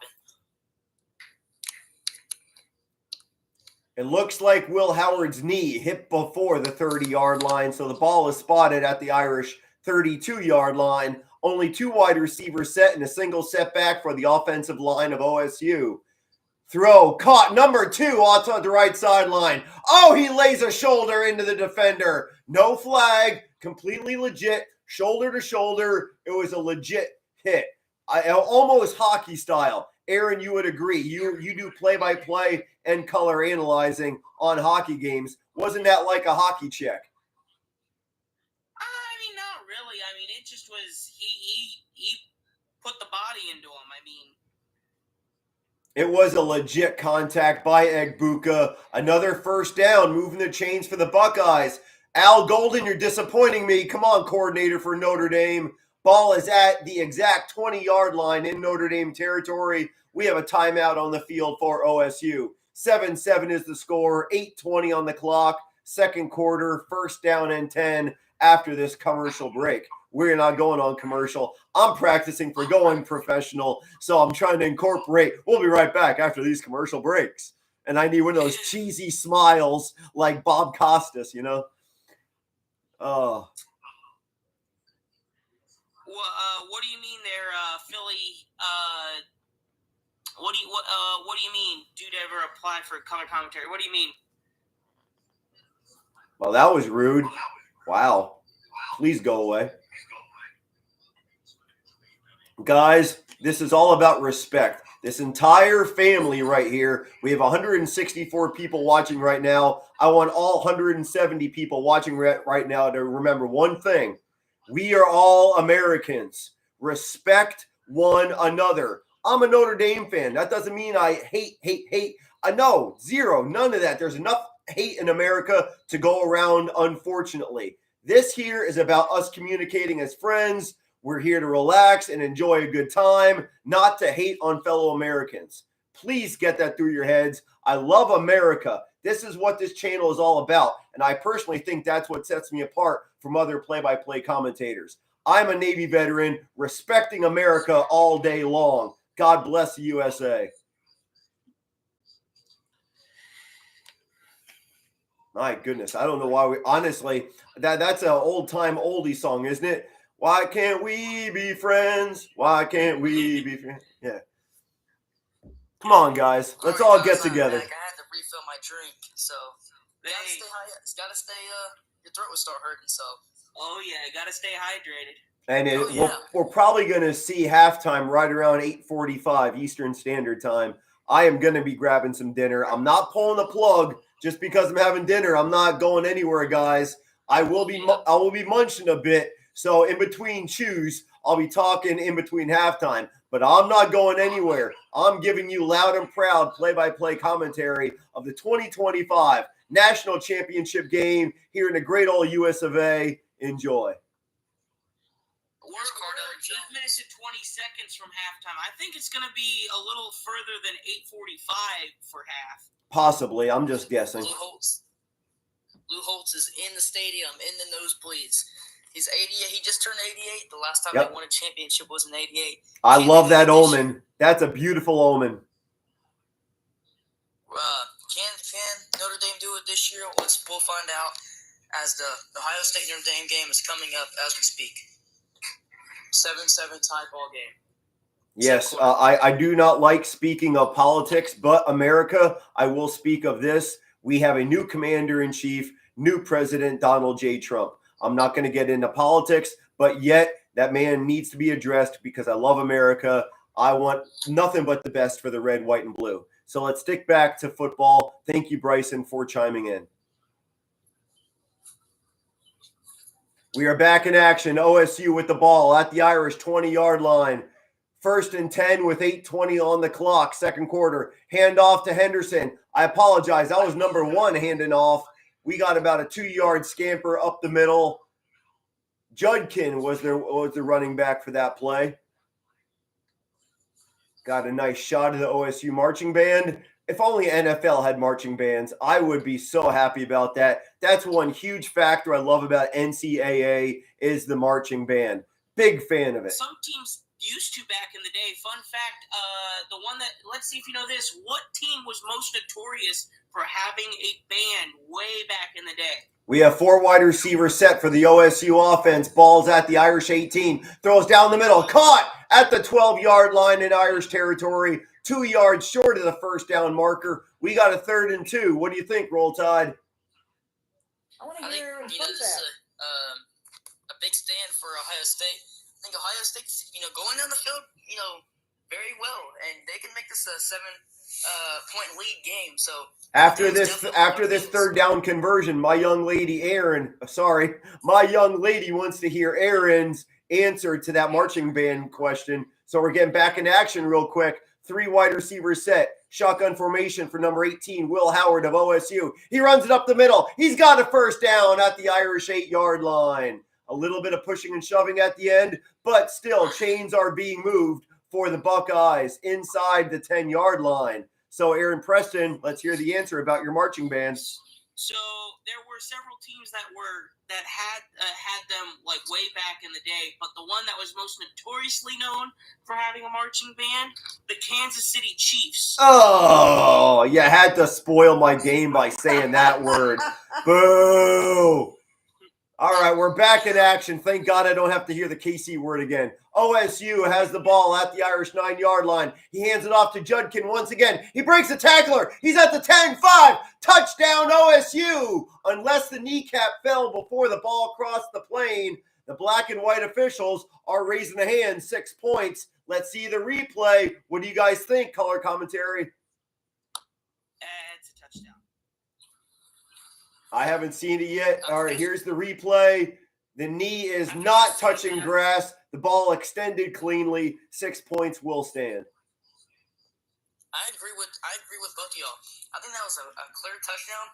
Ball was across the goal line as he was going down. So that's an automatic touchdown for Ohio State. Unfortunately true. It is a current 13-7 score. Extra point yet to come for the Buckeyes. Irish better answer it. Now, Notre Dame's on their heels offensively. They got to at least, at minimum, put some points on the board with a field goal. If not, I'll go for the touchdown. But if you're in field goal range, it's like about a 4th and 2. Here comes the extra point attempt for the Buckeyes. Clean snap, clean kick. Unfortunately, it's right down the middle.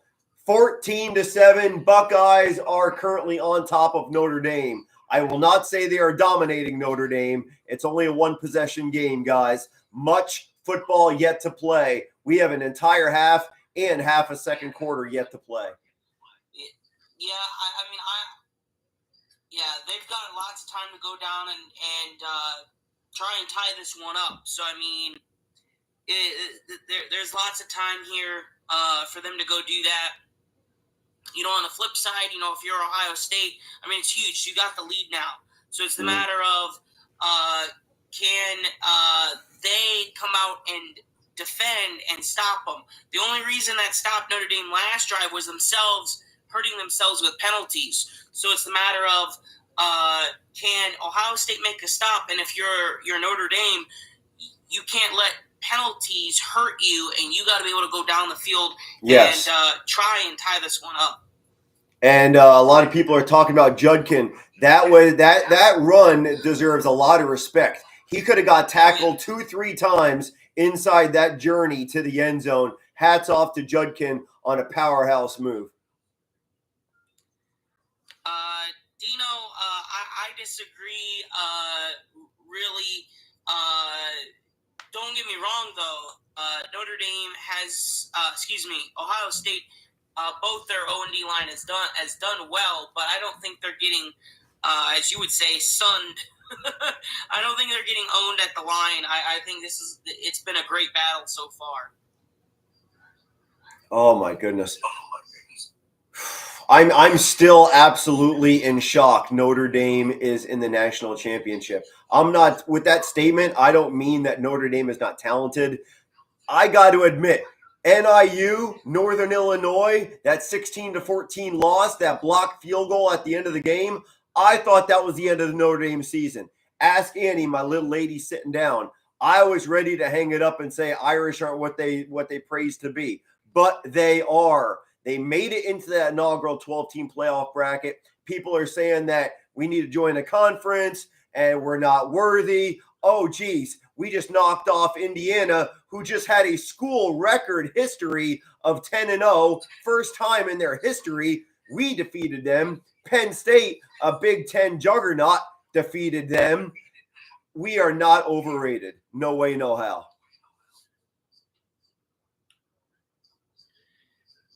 Pack it up? No, Notre Dame will not pack it up. If anything, they're getting more upset. Much like in Rocky 3 with Mr. T and Rocky Balboa. Rocky keeps getting hit, and who in the world was it? Adrian's brother, Paulie. Paulie says he's not getting beat. He's getting mad. Look at him. Every time Rocky got hit by Mr. T, he got more pissed. And I personally think that's Notre Dame to a T right now. And the biggest thing for Notre Dame is, they cannot let. If I was Notre Dame, I'm gonna do what I did in the first quarter, my first drive: chew the clock, run smash mouth football, chew clock, and get in the end zone. Completely agree with you. Completely agree.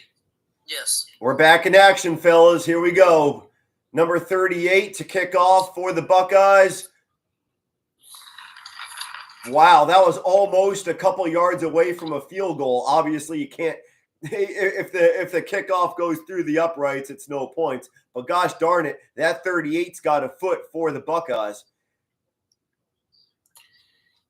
Heck, I wouldn't mind, because, if they, I think what we need to see in college and professional, them go to the UFL style kickoff for the 20-yard line and different things. Mm-hmm. I wouldn't mind at that point if they bring in kind of like a CFL rule where they say, oh, you somehow kick it through the uprights, you get a point. Like, that would be awesome. It would be. A 4-man rush for the OSU defense as Riley Leonard looks at shotgun formation. Design run for number 13. He gets about 5 yards. And that gentleman who mentioned something about a half hour ago, Riley Leonard running up the middle, he's inviting an injury. I'm honestly holding my breath every time I see Riley Leonard run up the middle. He held on to the ball. He stood right up. No injury. 5 yards for the Irish. 2nd and 5 coming up in the second quarter. Less than 6 minutes to play. Irish are down by 7 at their own 30-yard line. 4 wide receiver set. Number 2 is in motion. Jeremiah Love looking for the ball. Will he receive it? Number 13. He barely gets the ball off. He escapes pressure. Number 10 was in the vicinity. It will not be grounding. Great job by number 13, avoiding the sack and safely throwing it away, not causing a turnover. Gentlemen? Man, this Notre Dame team has got to, at minimum, get some points on this board. Mental mistakes, team mistakes, awareness. 3rd and 5 for the Irish. They cannot afford a 3 and out. Only a 3-man rush for the OSU defense. Number 88, the tight end, is in motion. Shotgun formation. We have a fumble. Oh my gosh, as number 88 was in motion, he accidentally tapped the ball away from Riley Leonard. Thankfully, no Irish turnover, but it will be 4th down and change. Irish, unfortunately, with the, oh my gosh, I'm watching the highlight. this isn't professional of me to say, but that was absolutely petty and immature. That cannot happen in the collegiate level, let alone the freaking natty game. That can't happen. That's JV football personified. And you draw up these plays. You know, you have motions in specific plays. Wow. And the reason that ball hit that player was that the time was ticking down. He knew the clock was expiring. Yeah. He rushed, and then it was a great job by number 6. Number 6 for Notre Dame. He ran down the field. Great special teams move. He tackled that kick returner before he could have one breath. Job well done. No yards on a kickoff return. OSU will be getting the ball back at about the OSU 40-yard line.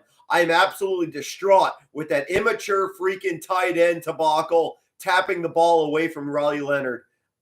Aaron, you laced up pads. What do you say? What was the question? About 88 in motion, and he accidentally tipped the shotgun formation, causing a fumble from Riley Leonard. I mean, that's just miscommunication and just you just can't. Absolutely can't agreed. I mean, there's something that went wrong there. And unfortunately, it caused a 3 and out for Notre Dame. Yeah, we can't afford that.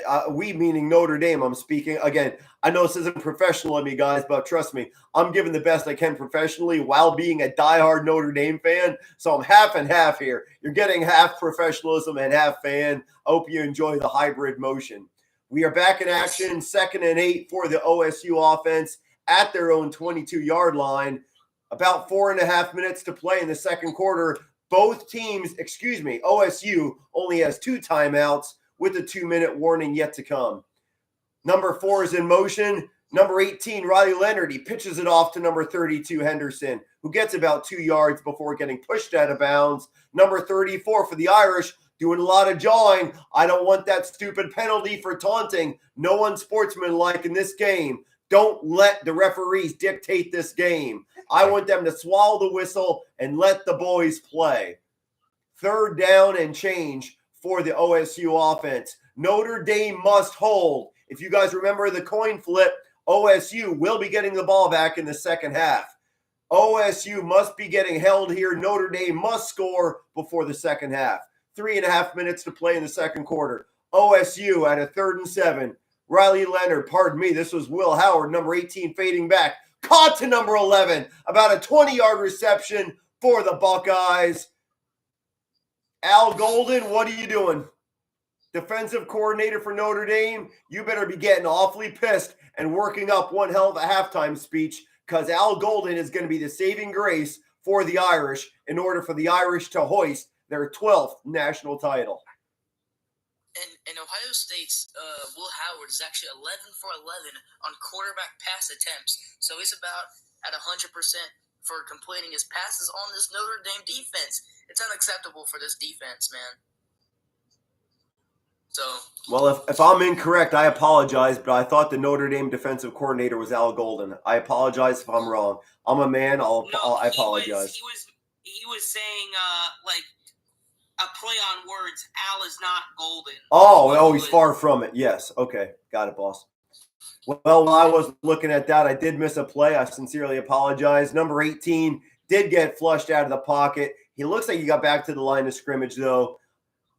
Notre Dame, I don't have much confidence in the defense right now. 2nd and 11 for OSU. 2.5 minutes to play in the second quarter. This might be the final play of the second quarter before the 2-minute warning. Ball is placed at the OSU 40. A pitch off to the line of scrimmage. Number 32. He gets about 5 yards. That will knock it down to the 2-minute warning. 14 OSU, 7 Notre Dame in the 2025 Natty title game. 2 minutes to play in the second quarter. Guys, what do you want to break down?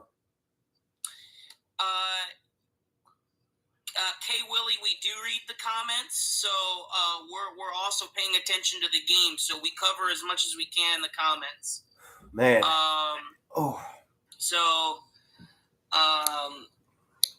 Yeah, we're getting a lot of great people in the chat, but also some haters. But that's expected. So, but But yeah, no, back to the game. I mean, right now, if you're Notre Dame, you got to come up with a stop and hopefully get some kind of points before half. When it comes to Ohio State, I mean, if they can go down and if they can score here and then they get the ball to start the second half, if they can then go down and, oh my goodness, all access. What did all that? That's What I've never seen he that. just gave you a Galaxy, a gift. That's a Thank you, All Access Sports. I have never seen that. Honestly, I have an old-fashioned cell phone, All Access Sports. I see that white glimmer. Honestly, Aaron Preston, hear me on this. Old-fashioned phone, first time ever seeing that Galaxy thing. I think my phone needs an updating. I'm thinking like my phone's about 5-6 years old. I thought I saw like a, when you know your phone is getting old, you start seeing those glitches and white spots here and there. All Access Sports, thank you so much for your hospitality. You are a true gentleman for going above and beyond. So, but no, like I was saying, is if Ohio State, if they can go, so back to it. So Notre Dame, they got to get a stop and they got to get some kind of points. Ohio State, if they can score here, they get the ball to start the second half. If they can score here and then go down and score to start the second half, really would put Notre Dame in a tough spot. And unfortunately, Caden, you're absolutely correct. My TV is delayed, but my voice is authentic. Everything you're hearing from me, boys and girls, it's all about heart. I'm showing my passion and enthusiasm every single second. As you can tell, I'm standing. I don't sit. I go nuts. I give you face-to-face interaction. I believe like none other. So Navy veteran right here, I'm giving you everything I got. I want you to give me everything you got. Hit that subscribe and follow button if you believe in my dream of becoming a professional play-by-play commentary. Man, oh man, I'm doing my best to do professionalism here, but I'm also a Notre Dame fan all at the same time. It's hard for me to be like unbiased here. This is awfully difficult. I appreciate you, Dangler. Thank you, sir. All the love and all the hearts I'm seeing, all the respect being shown. Please show some love to also Roll Tide Productions and Aaron Preston. They're giving me awesome color commentary. They're true gentlemen. We have 2 minutes to play in the second quarter. 3rd and 7 coming up for the OSU offense at their own 45-yard line. Al Golden, we need a stop. I want beautiful coverage on the wide receivers. Double up on Egbuka. 3 wide receiver set on the top of the field. Shotgun formation. Will Howard, he fades back looking to pass. He does. Down the middle. It is caught to number 17, Tate. Unbelievable. Great catch by Tate. Wow. It was down to his ankles. Number 17 had to fall down to make the catch. Number 29 was in coverage. It was honestly great coverage by the secondary Notre Dame. It was an even better throw by Will Howard. And Notre Dame is on these third downs. They just cannot stop this Ohio State offense. They got to get better on third down. OSU is very close to that field goal range. Oh, go ahead, Aaron. I'm sorry. Go ahead. Yeah, no, you're good. Thank you, All Access, for the compliment to all of us and to Rich. OSU finds the grass. Will Howard. That's called a sack sandwich. Notre Dame, number 40, with the trip tackle / sack. Job well done. I want to see more of that. Penetrate. Oh, you like that word, honey, right? Yeah. I want more penetration, and I want more pressure put on number 18, Will Howard. Yes, Go. And my woman wants more penetration. I love her. She is a gem. Definitely keep her. And yes, someone mentioned about a half hour ago, a lot of red in the crowd. OSU is all over the stadium. Yeah, it's a good split down there in Atlanta between Notre Dame and Ohio State fans. Pretty good split. All right, ladies and germs. Can Notre Dame hold OSU to a field goal? That's all we can pray for. 2nd and 13 for the Buckeyes in Irish territory. 1:25 on the clock. Irish are down by 7 in the 2025 Natty game. A whole half to play. Don't uncork the champagne just yet, Buckeyes. A lot of ball to play. Shotgun formation for number 18, Howard. He throws the ball. Another great completion by number 4. First down and 10 for the Buckeyes. Moving the chains. Aaron, what is Notre Dame defense doing wrong? Honestly, it's not necessarily completely about what they're doing wrong. I mean, they need to be in better positions. But at the same time, I mean, these are two really good teams facing off. So I mean, it's not going to be easy to stop Ohio State. Every time the camera pans over to Marcus Freeman, the head coach for Notre Dame, he is distraught. He's always shaking his head. He's always upset. Why is this? I want to know more about that. Number 18, he throws the ball. It's almost intercepted by the Irish. Stripped away by the captain of the secondary, Xavier Watts. And I love the end of the play. Sportsmanship. They gave a little high five to one another after that little scuffle fighting for the football. That's what America is all about. Respect. Love preaching it. Love seeing it. Yeah, guys, he is a little delayed. I do apologize, guys. My voice is authentic. You won't find any more passion on earth here on PTSD Play-by-Play. Hit that subscribe and follow button if you believe in my dream, becoming a professional play-by-play commentator. Number 18, Will Howard, shotgun formation. He fades back. He's looking to pass. He gets flushed out of the pocket. 20-15. He finds a first down marker at the Notre Dame 13-yard line. I hate saying this, but Buckeyes move the chains again. Oh, it's a repeating record. It's like a bad sitcom. Shotgun formation once again for the Buckeyes. Henderson gets the handoff. He's looking for a hole up the middle. He gets one. Shoestring tackle, thankfully, by Notre Dame. Prevents a touchdown. The ball is placed at the 5-yard line. Less than 50 seconds to play in the second quarter. Second down for OSU. Aaron, I'm enjoying every second of this. I really love being around you, Roll Tide, and sports. This is beautiful. Shotgun formation for Will Howard. He throws it out of bounds. That coverage was completely off. I am actually happy to see that OSU makes mistakes because it's rare. Buckeyes really don't make that much clerical error inside the huddle. We have yellow laundry on the field. The Zebras are congregating here. I knew you were going to say it. I didn't coin it, but Aaron is right. It's old-fashioned football. I'm 42 years old. I'm not 20. Timeout, Ohio State, but there's a penalty on the field. Aaron, again, you played football. Can a timeout supersede an infraction? If they called it before the play clock went and that's what the flag was for. That's absolutely ridiculous. I don't get it. I really believe that was going against OSU, and that's why Ryan Day called a timeout for the Buckeyes. Here we go. All right.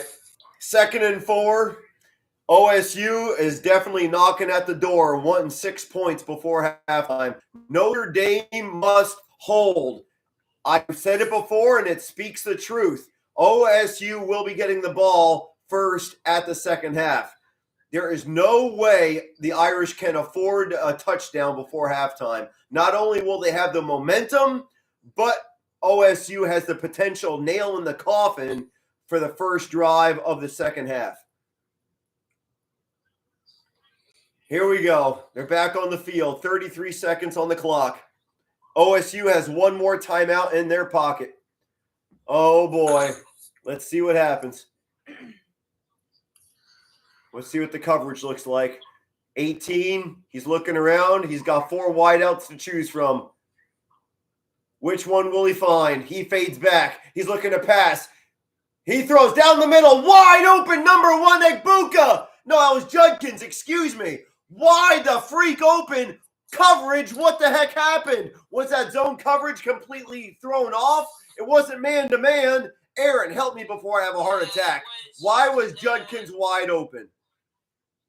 Howard extended the play, and he moved out of the pocket, brought up some of the linebackers, and moved some guys around because of them watching where the movement was, and it opened up a guy in the middle of the end zone.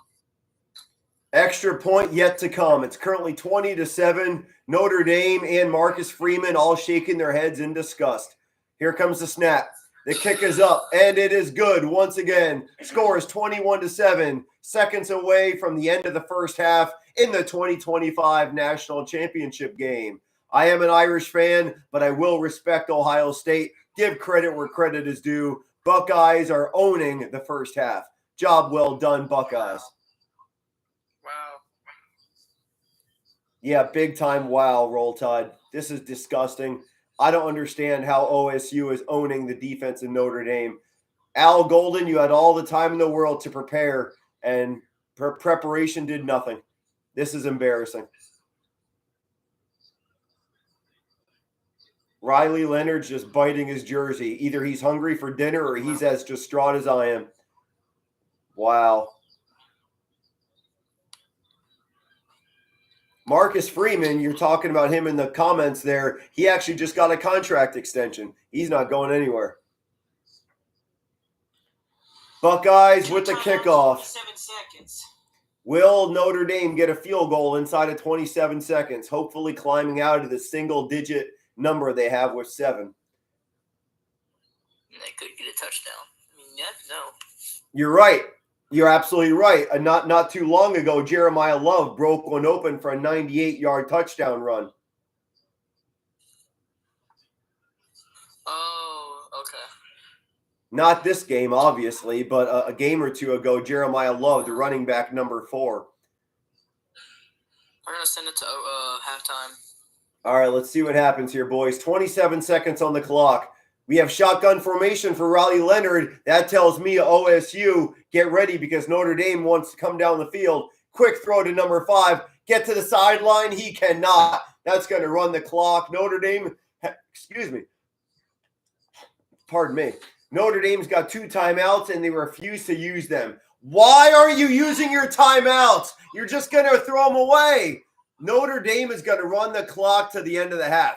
That tells me right there, the inside of that 20 seconds right there, that tells me Notre Dame's given up. That absolutely lights my freaking fire. And I'm not talking passion. I'm talking about getting pissed.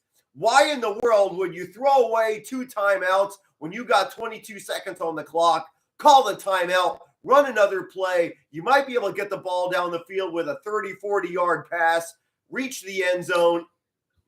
Notre Dame just absolutely gave up on that last drive. Am I wrong or right? No, absolutely. Bad news. This is bad news for Notre Dame. Ryan Day is 58-4 at halftime. So Notre Dame's got a fire on all cylinders. Coming out of halftime, get a stop on defense. This game kind of reminds me of the Falcons-Patriots Super Bowl. And this is like they're also a red team, the Ohio State. So the Falcons got the ball coming out of the half, and this is the largest deficit Notre Dame has faced this season. So they got to come out firing, and it'd be something. If we saw 0 points be scored by Ohio State, they can't allow a field goal coming out of the second half. It's a 3-possession game. Aaron, you were going to say something, sir? Yeah, no, you can't do what they did there at the end of that half. Disgraceful. Yeah, no, you can't do that. Plain and simple. So. Wow. Well, guys and girls, it is halftime. We are not going anywhere. We got Roll Tide Productions from Bentley. We got Aaron Preston from Aaron Preston. He is a professional play-by-play commentator here in the great state of North Carolina, color analyst, and public address announcer. This guy's legit. I envy everything about him. I should certainly learn a few tips from him on how he conserves so much of his oxygen, trying to give every breath he can and every piece of emotion. I have a lot to work on before I become a professional. But if you believe in me, hit that subscribe and follow button. I am one step away from earning that paycheck and becoming a professional play-by-play commentator. I don't doubt my skills. I know my young lady doesn't. I believe in me. It is currently dinner time, guys. So how do we want to work this? Who wants to stay? Who wants to eat? I'm hungry. I want to stay. Aaron, do you mind if I grab a bite? I might go pick something up for a little something to munch on, but yeah, guys and girls, do not go anywhere. I'm going to grab a bite to eat. I'll be right back. Hold up. PTSD play-by-play will be right back. But for now, I'm gonna talk from some sports. Me and Aaron will. What do you have to say, Aaron? Yeah, I know. I mean, yeah, basically, looking at the first half, I think overall, lack of a better way to put it, Notre Dame didn't do terrible, but they, the biggest things there were just several key mistakes, and then also that one drive where they, because of penalties, and then on the other side, Ohio State, other than that first drive, the thing is, their defense hasn't had the opportunity to no, they did make a couple of stops. I take that back. So, overall, Ohio State, they've done pretty well with this. So it's really the question of, now that they scored there, if they can come out in the start of the second half and score again, it's going to really make it tough for Notre Dame. But if Notre Dame can get a stop, I think the game could potentially really open up for Notre Dame, especially if they can go down, score a touchdown, and make it a one-possession game. Yeah, and I totally agree with you. The best thing for Notre Dame is to come out the half, come off strong, get a defensive stop, make it a 21-7 game, and they're still alive in this. And try and avoid a blowout for the national championship. In my opinion, the past three national championships were all two-score games with that Alabama, Georgia, but Bryce Young threw a late pick, so I'm probably not going to count that. But I would say the past two championships, Washington and Michigan and TCU versus Georgia, were not close from start to finish. But we've seen multiple games where teams would start off and take the lead at 7-0 and then, trail for the rest of the game. Right. Yup. Yeah, So, Notre Dame's not gonna want that at all. It wouldn't be a good look for them either. And Will Howard, here's a stat for you guys in the chat. Will Howard is 14 for 15, 144 yards, 2 touchdowns, and he had 13 straight completions to start the game. He's having his best night. He's having the best game of arguably his career because this is a national championship. Best half, I should say. Yeah, it's really gonna come down to who's gonna, who's gonna come out better in the second half. As somebody who played football, we talk about, all right, you got to start over now. It's 0-0. In your mind, 0-0. It's 21-7 right now, but both teams are saying that. Not just Notre Dame. Ohio State's saying the same thing. You got to come out. You got to win the second half. And so it's 0-0 now. And that means you have to come out and you got to come out and play hard and play well.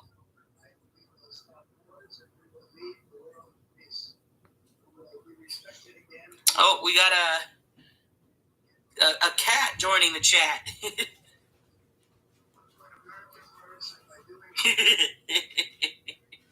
Which cat is that? That's Earl. That's my buddy. That's Earl. We're feline friendly here.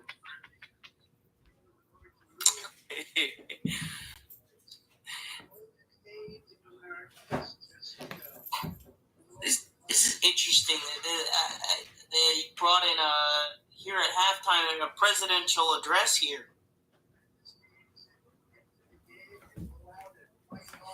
All right. Thank you for your patience. Is that Rudy? Yes, it is. Go, Rudy.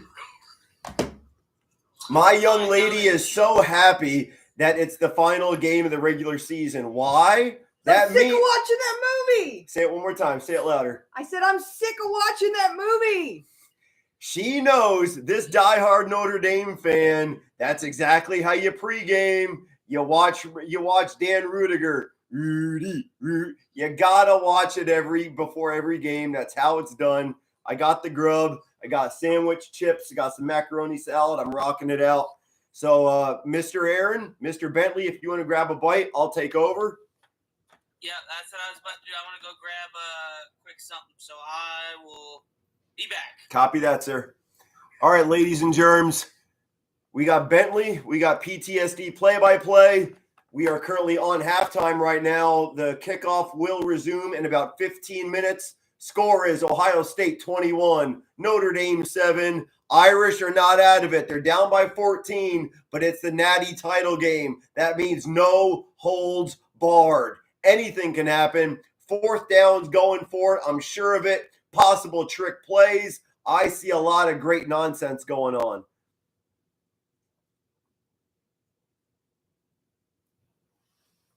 Oh.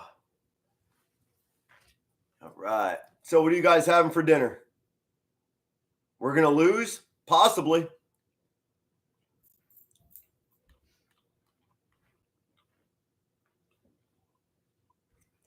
I would like you guys to join, but in respect for Bentley and Aaron, who are doing my color commentary, I don't want to trump them and be disrespectful to those who are taking time out of their days. So I respect you guys, but all in the same aspect, I don't want to disrespect Bentley or Aaron. Thank you, sir.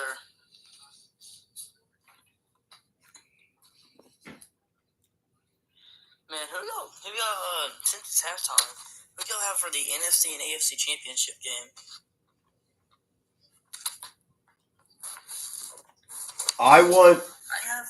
Oh, go ahead. Excuse me. Go ahead. Oh, I'm sorry. You were already talking. I'm sorry. All right.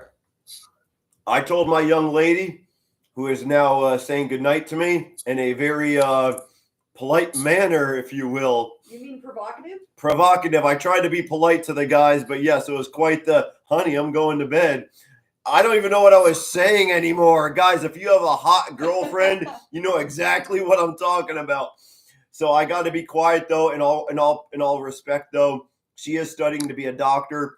She's months away from getting her doctorate, studying like a freaking workhorse. She needs to get some Z's, so I got to bring the volume down just a bit. My intensity is still going to be there, but I have to be a bit monotone and not hit the roof with my volume.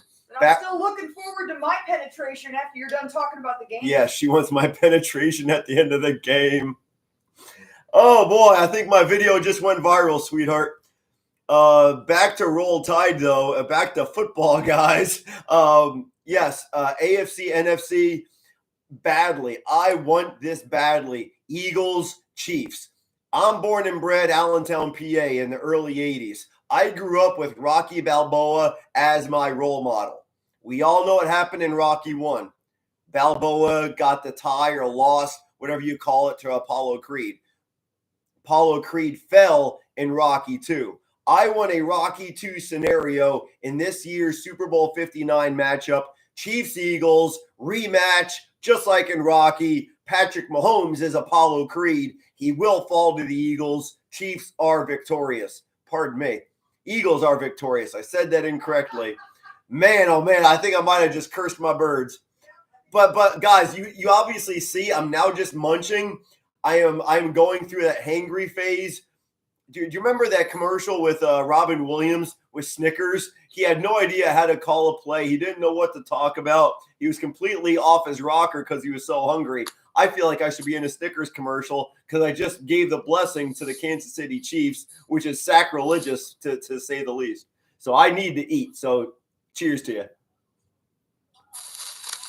Here we have Travis Scott performing for the halftime show.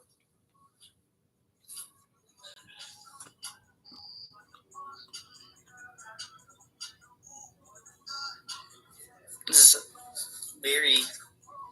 And I believe in Barkley as well. Someone just mentioned I believe in Barkley. Oh, baby. Over 200 yards rushing in the snow. That was shades of LaShawn McCoy. Oh, yeah. This is kind of awesome.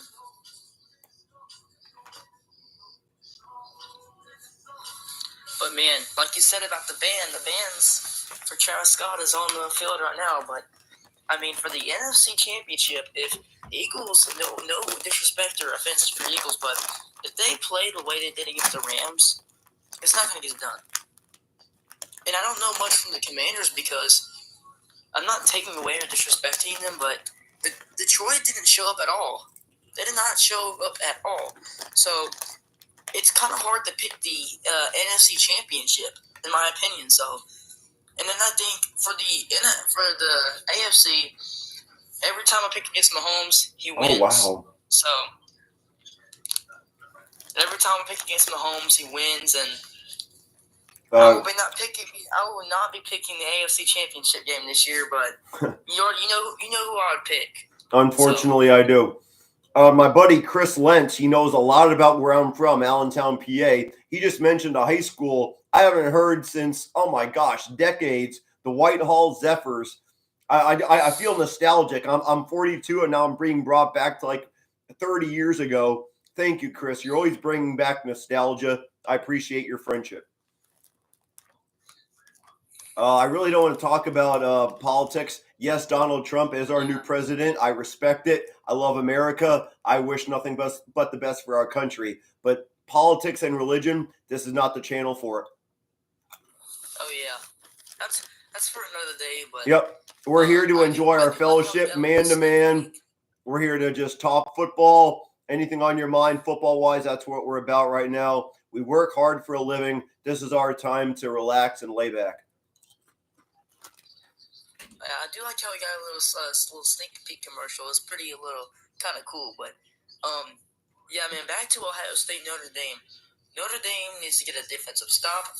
No points allowed, not even a field goal. Because if you're Notre Dame, you just have to score touchdowns on offense. You gotta get defensive stops, get touchdowns, no field goals. It's still a 2-possession game. You gotta make it a 1-score game. Yeah, 100%. So, you want to get Ohio State on their heels, getting a defensive stop and scoring a touchdown. That changes the momentum for the game wise, and it makes Ohio State get on their heels on offense and defense.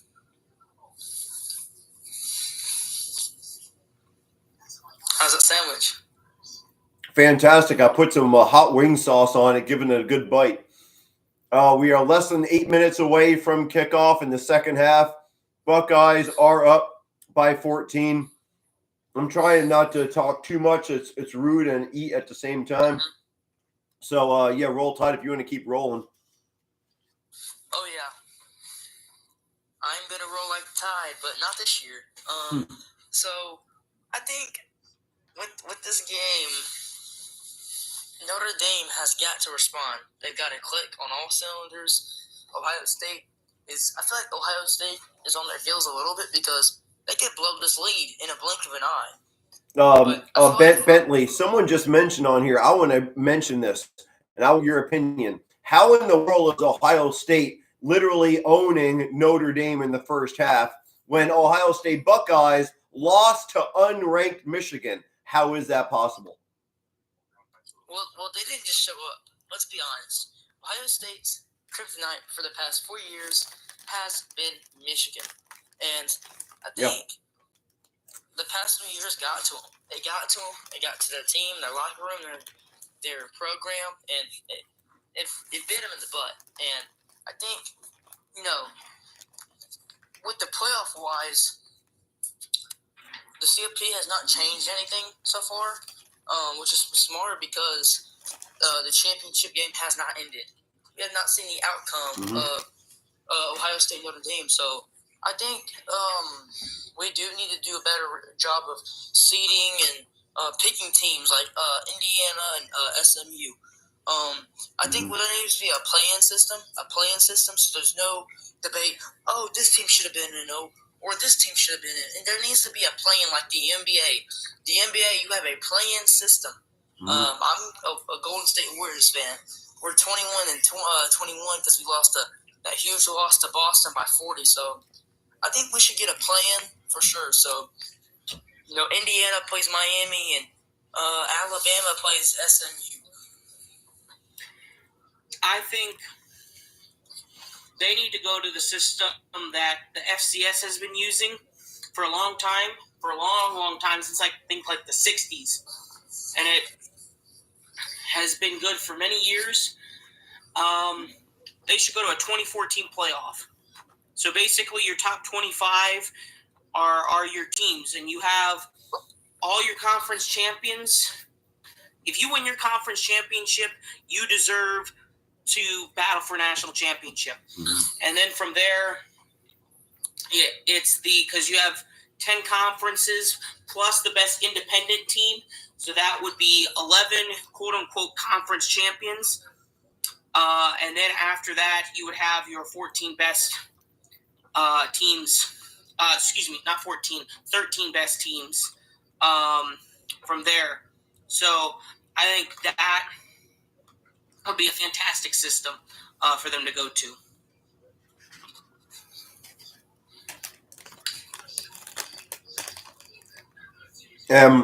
I got to bring it up. Everybody is all about this from beginning of the season to the end of the season, no matter if the Irish are undefeated or haven't won one single game all season. Should Notre Dame join a conference? I'm personally shocked I haven't seen that on the message yet. I personally know without a shadow of a doubt, Notre Dame will never join a conference in football. They will never join a conference in football for 3 letters. NBC. That contract will never be cut. Every home game is televised on NBC. Joining a conference, goodbye NBC, goodbye cheese, and everything just drops. Aaron, what's your opinion? They're in a conference in all other sports. Football, I don't think they'll ever join a conference.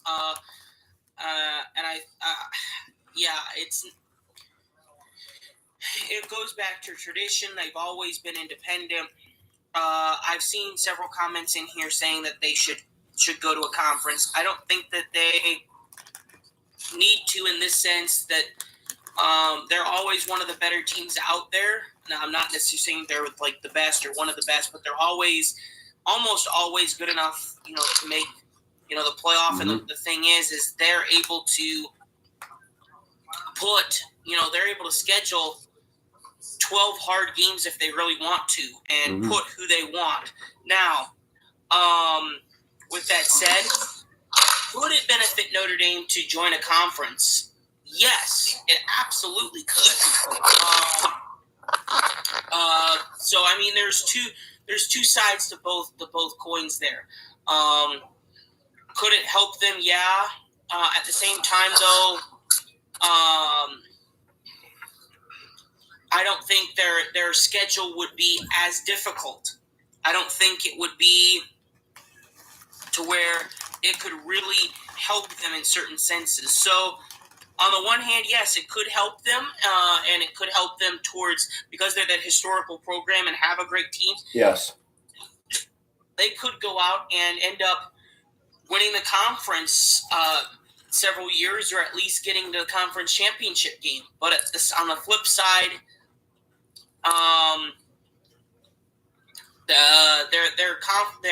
their schedule overall wouldn't be as difficult because they schedule so many tough games. And if they join a conference, if you don't situation. If they join a conference, Aaron, I'm afraid their rivals and the Army, the Navy, the Air Force, so many traditional games that Notre Dame sees on a regular basis, that's all going to be thrown out, and we'll be seeing a almost brand new schedule being infiltrated to Notre Dame. It's maybe good, maybe bad, but still the money aspect is where it all is, guys. I mean, I'm preaching to the choir. Come on, this game is all about money now. Players are making money, for crying out loud. It's no longer playing for the love of the game or trying to play on Sundays. Now it's players are making that freaking cheese. And if joining a conference lowers that money value, Irish aren't going anywhere. Roll Tide, what do you think? I don't think the Irish are going anywhere either. They're making $50 million a year. And I think with – okay, I thought this scenario earlier. So SMU goes 10-2 in the regular season. They lose their conference championship with the same scenario off a walk-off field goal to the number 8th team in the land.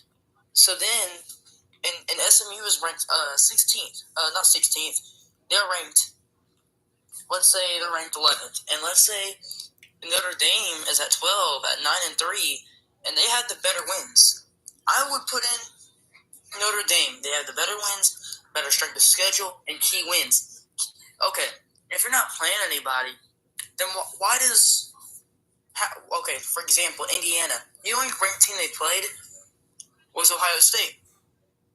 Plain simple. We are back in action, ladies and germs.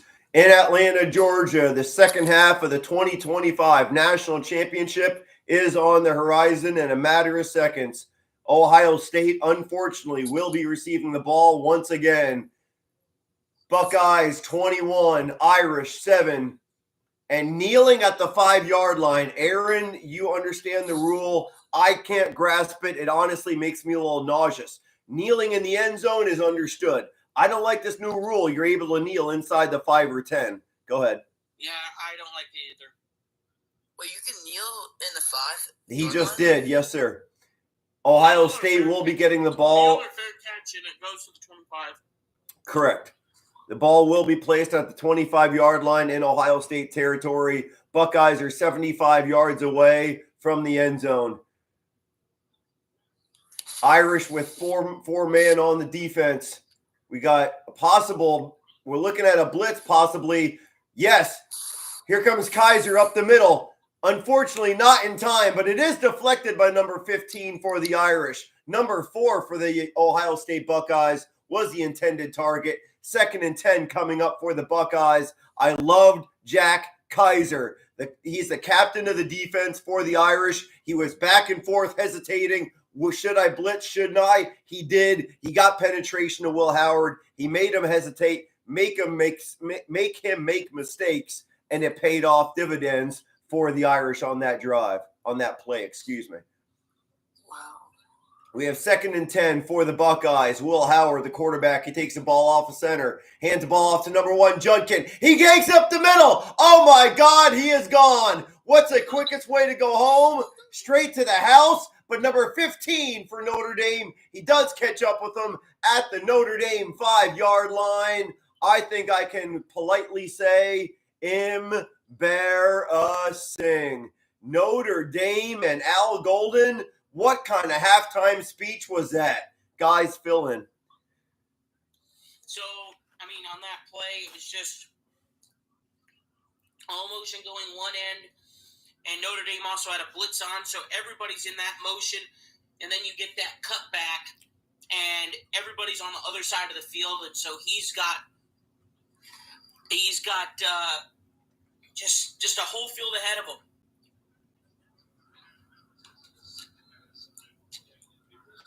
Yeah, we got a timeout on the field. I believe it's Ohio State's timeout. Ball is placed at the Irish 5-yard line. Oh, I saw a hold on that replay. They didn't call holding.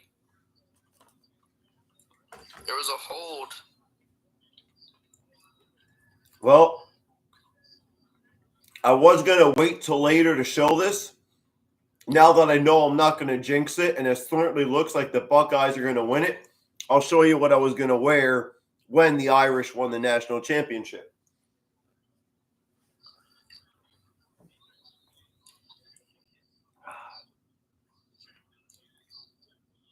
Yeah. Okay, Mike, get out of here with that, bro. Every sleeve has the championships, 11 championships total, and I was hoping to add 2025 to my sleeve. Unfortunately, it's just not in the cards this year, unless the Irish absolutely like pray to Notre Dame, our mother, in Catholic fashion. It ain't looking hot. Keep it in for the nice comment. Ohio State next play off the line of scrimmage, about a 1-yard gain for the Buckeyes, bringing the ball to the Irish 4-yard line. 2nd and goal for Ohio State. A minute has surpassed inside the third quarter. Notre Dame is down by 14, and Ohio State's knocking at the door. It'd be huge if they stopped no field goal right here. Let's be honest. 100%. Yes, the moment. I can't freaking talk right now. The momentum will not be shifted, but yet that stop is absolutely crucial for a Notre Dame comeback. Shotgun formation for Will Howard. He runs it himself. Design run. He takes the ball to the Irish 1-yard line. 3rd and goal at the 1. 12 inches away from 6 points, boys. 13 minutes left to play in the third quarter. Women are on their cell phones at the Natty game. Did you see that? You pay thousands of dollars for first row seats, and the women are on their damn cell phones. That's shocking to me. We have power I formation for the Buckeyes. Will Howard, he's going to look to hand off. He does. Judkins runs it up the middle for a Buckeye touchdown. 27-7, a 20-point deficit for the Irish. This is sad. But, gentlemen and ladies, whoever's watching, 165 people watching right now, this is a diehard Notre Dame fan. What I mean by is this. You're not going to see me cry in my next video, how I can't believe Notre Dame lost. I'm not that invested, guys. It's a sport. We're sports fans. We're supposed to be enjoying one another. I'm doing that whether Notre Dame wins or loses. Yes, I want the Irish to prevail every day, every time they hit the gridiron. But let's face facts. Not everything is going to go the way you plan. So you take it with a grain of salt. Speaking of that, Ohio State just kicked the extra point, 28-7. Notre Dame down by 3 touchdowns. Anything can happen. It's certainly not over. Gentlemen, what do you think? Oh yeah, it's not over yet, but what will make it very tough for Notre Dame is if they have to go down and score a touchdown here. If they don't, it's gonna be a very tough hill to climb. Unfortunately, the gentleman who said no luck for the Irish tonight is completely correct. There's no rabbit's foot. There's no Hail Mary, if you will, pun intended, with a Catholic bit in Notre Dame. And I know there's tons of, I would say, fanatics. It's actually to the next tier up, fanatics. There are idiots out there that literally burn Notre Dame jerseys when they lose. That's chaotic. That's absolute insanity. It's a waste of money. Yes. 220 people were in this live. I know you want to see this dude cry, man, but it ain't gonna happen, man. No. I'm a proud American. I'm a Navy veteran. I've been through a lot. I served overseas during the mess. I don't want to talk about it, but trust me, guys, everything I went through in life definitely made me a stronger man. And for moments like this, to where the Irish might get manhandled again, much like in 2013, where Roll Tide, you can take over from here. Your Alabama Crimson Tide, with the best head coach of all time, Nick Saban, trounced the Irish when Monte Te'o was supposed to have some kind of breakout season. Didn't happen because Alabama Crimson Tide crushed all the Irish hopes. I'm starting to see a little repeat. Am I wrong or right, Bentley? We're definitely seeing a repeat. And I actually picked Notre Dame to win this game. I thought they had enough, luck. But the game is not over. The game for the second half just started back up, and we could see a Patriots comeback for sure. I mean, the Falcons opened up on all cylinders, getting defensive stops, and everything. But like I said, the past 2 national championships, not this game, but in particular, has been blowouts. Washington, TCU. But we don't want to see it again. We want to see a comeback win for Notre Dame. It would be monumental for the program, and it would be a game to remember for sure. Before you guys start breaking away, not Bentley, not Aaron, not my brothers in commentary right here, but the viewers right now, it may be a blowout, But before you guys go to bed tonight, hit that subscribe button for these gentlemen right here doing color commentary. They are gentlemen. They are staying live. It's crazy late. They may have to work in the next day. They're chipping away at their sleep. They're crying out loud, chipping away at their sleep to give you the best commentary. So this is Roll Tide Productions. His name is Bentley. Give him some love. I see a lot of hearts coming my way. Show Bentley the same. And Aaron Preston. He's the pro play-by-play guy. He does color commentary and a public address announcer here in the great state of North Carolina. Thank you for joining PTSD Play-by-Play. I know it sounds like my sign-off, like I'm an ABC Peter Jennings guy. I'm not leaving, but I want to show my love and hit that subscribe and follow button for PTSD Play-by-Play if you believe in my dream, this Navy veteran's dream, becoming a professional play-by-play commentator.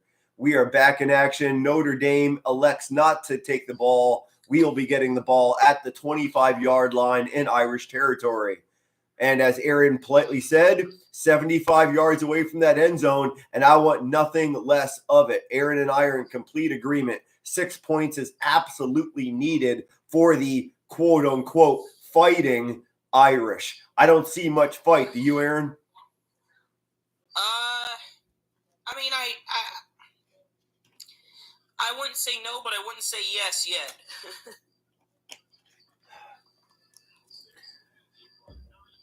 All right, Americans, here we go. Shotgun formation for Riley Leonard. He fades back. Pass is 5 yards short of his intended receiver.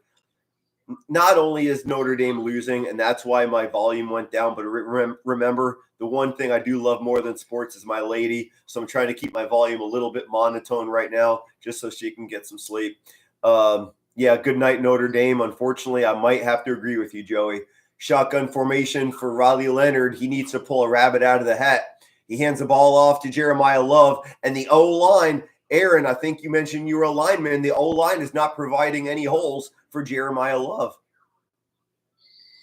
I mean, it may not necessarily be not providing holes. It also might just be the fact of that Notre Dame, Ohio State has a great defense as well. So I mean, it's not just it's easier said than done.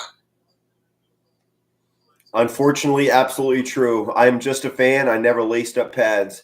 Notre Dame looking at a 3rd and 8 at their own 27-yard line. Shotgun formation for Riley Leonard. He does throw. Caught to number 6, 1 yard short, technically 1.5 yards short of the first down marker, but it was a completion to wide receiver number 6.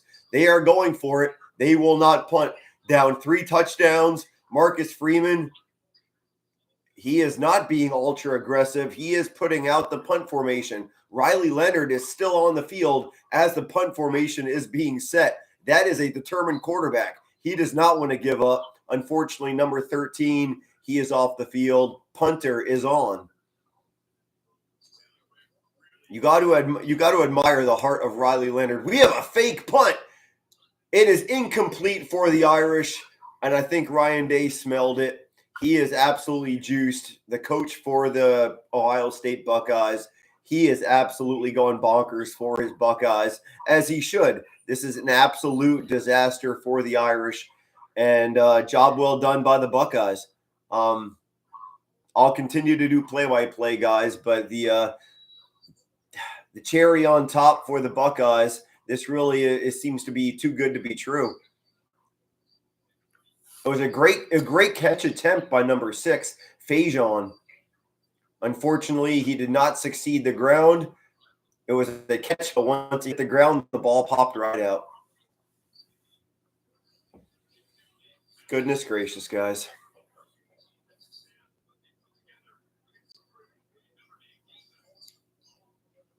Do they have first a top team to score a touchdown on its first 4 drives in FBS and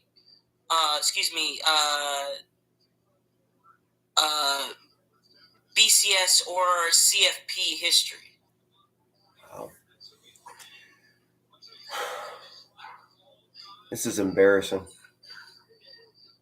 But you're not going to see me throw a tantrum. That's for kids. Yeah, you might want to see me cry. It's not going to happen.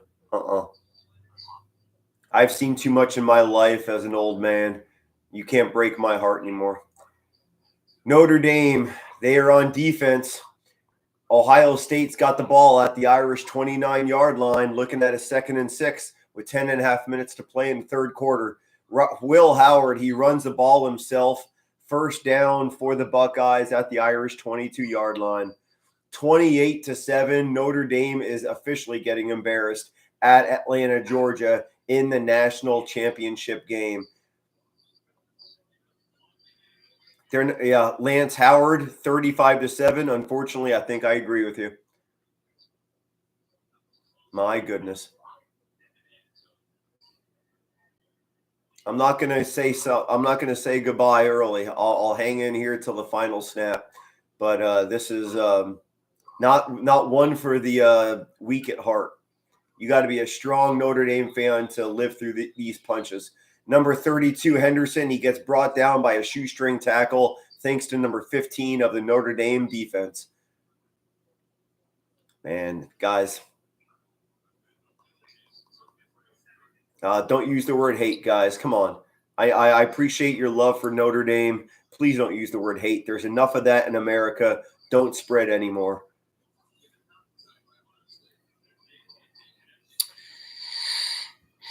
But, I mean, like I said, I wouldn't be down yet, my friend. There's still lots of time left in this game. Anything can happen. Well, as Roll Tide Productions is expecting me to say, there's yellow laundry on the field, and we're going to see what happens here. Will Howard threw the ball to Egbuka for about an 8-yard completion, but it looks to be coming back. Marcus Freeman's pointing at OSU infraction, and it's true. Ohio State with an offensive holding. 10-yard penalty, moving the ball back. I'll tell you what would absolutely turn this around, Aaron? Pick six. Pick six with, oh dear. Oh, yeah. And I'm going to eat my words being embarrassed. That will absolutely turn the page. We have 9 minutes left in the third quarter. 28-7.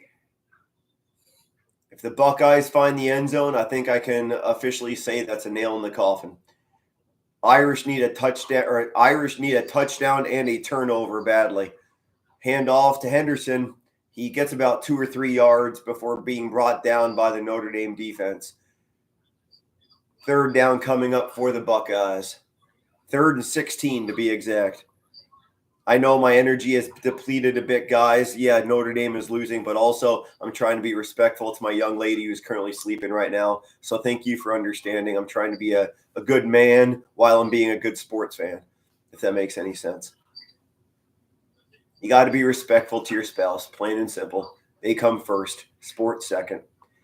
Shotgun formation for Ohio State. 4 wide receiver set. Will Howard, he fades back looking to pass. He's going into the end zone.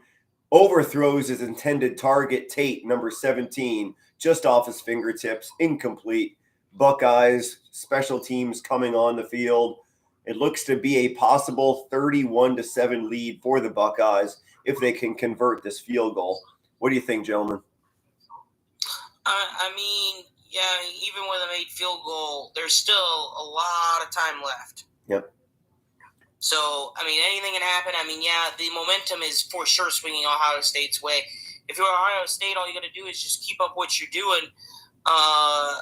If you're Notre Dame, you have to get back to how you were playing the first drive when you get back on offense. You just got to be quick and precise and pointed and get back to that play. Wow. Well, I called 31. Unfortunately, it's for the wrong team. Oh, dear Lord. Yeah, unfortunately, Notre Dame is getting a butt whooping.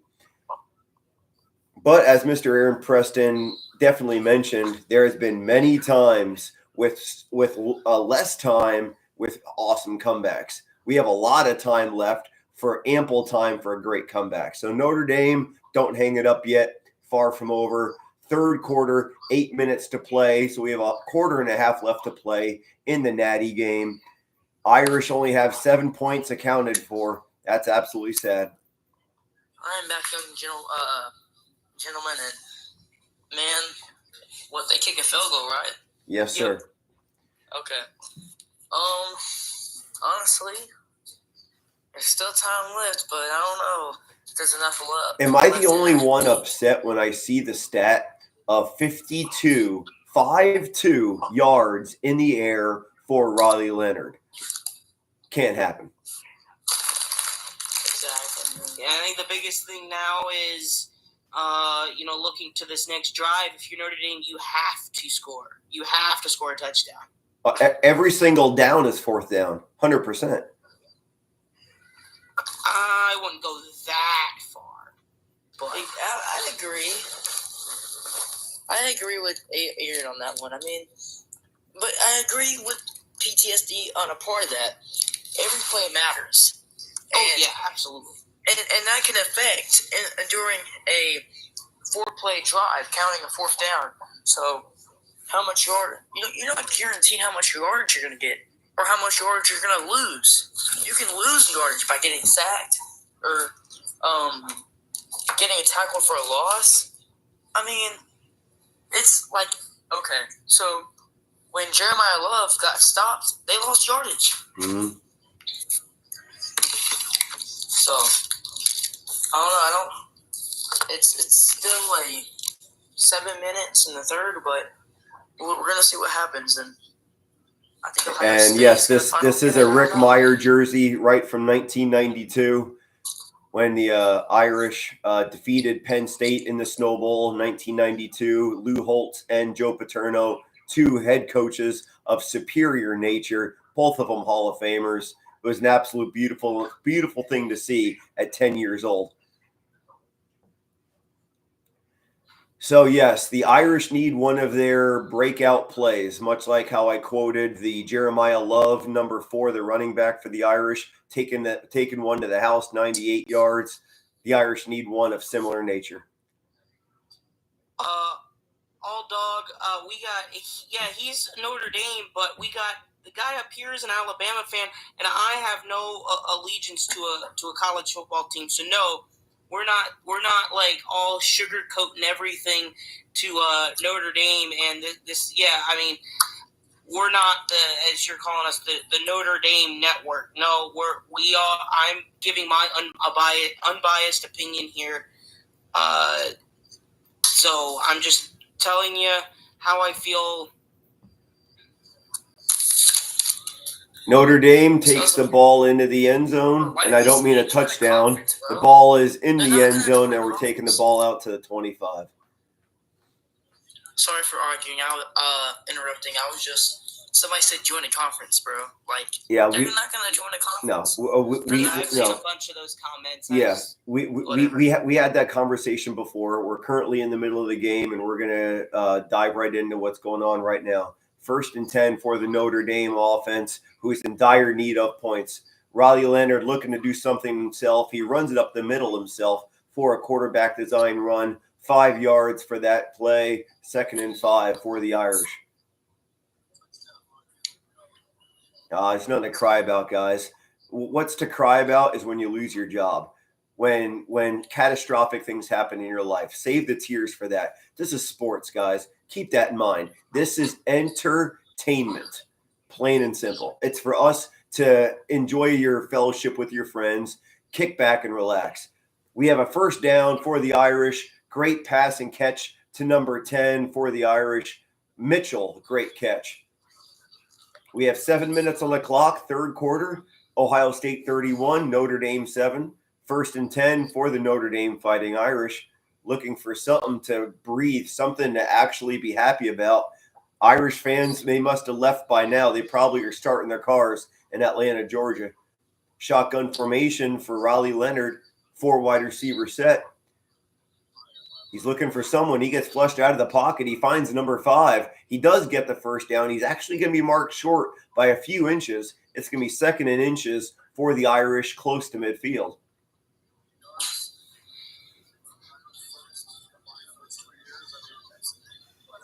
Thank you all for hanging in with us. This is fantastic. We have 180 people watching right now. It means a lot to me that you're joining in right now, listening to my play-by-play.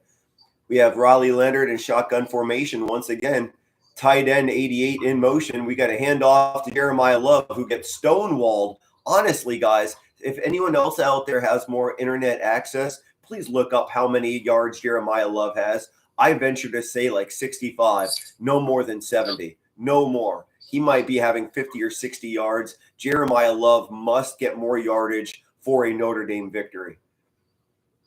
A little more than 6 minutes to play in the third quarter. Irish on a 2nd and 8, close to midfield. We have Price, the running back, set to Raleigh Leonard's right. There's the snap. He's fading back. He goes back, and he is sacked by OSU linemen. Multiple OSU men bringing down number 13, the quarterback for Notre Dame. Notre Dame's getting owned. Jeremiah Love has 4 carries for 3 yards. 3 yards? That's impossible. I mean, that's serious. Jeremiah Love has 3 yards on the day. I mean, that's what ESPN says. I believe you. That just doesn't. Aaron, do you think that's correct? Jeremiah Love has more yards than 3. I mean, because you also got to remember, if he loses yardage, it subtracts his. Oh, yeah. You're right. I did not even think of that. You're absolutely correct. Yep. Good call. Yeah, Jeremiah who? Joey, you're absolutely right. This is disgraceful. We have pass interference on the defense. The referees are feeling sorry for Notre Dame, helping Irish along, literally carrying the drive along, hoping for better ratings and a possible comeback for the Irish. No, that was a legitimate pass interference. Oh, I'm really bad. I honestly didn't see the highlight till now. Yes, you're absolutely right. Yeah, they should bring Rudy in. Yeah, they need some kind of miracle, and I don't know where the miracle is going to come from, but keep your eyes peeled, guys. There's still a quarter and a half left to play. Raleigh Leonard looking to throw, and he does. To number 9, does he go out of bounds? He does step out of bounds. Yeah, he stepped out of bounds. It's about a 6-yard gain for the Irish, but the clock continues to run, even though he stopped out of bounds. 4.5 minutes to play and counting. 2nd and 4 for the Irish as they enter Ohio State territory.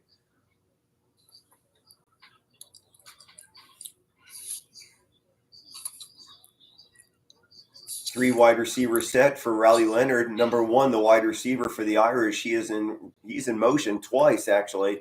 We have Raleigh Leonard running at himself as Jeremiah Love set a pick. And we are 1 yard short of the first down. 3rd and 1 for the Irish. Raleigh Leonard, we need a miracle, buddy. Where's it going to come from? Marcus Freeman, you got to be distraught. He's been shaking his head more than often than throughout the game. He is either upset about the performance or about the play calling. We have a 3rd and 1 opportunity for the Notre Dame offense. Raleigh Leonard again.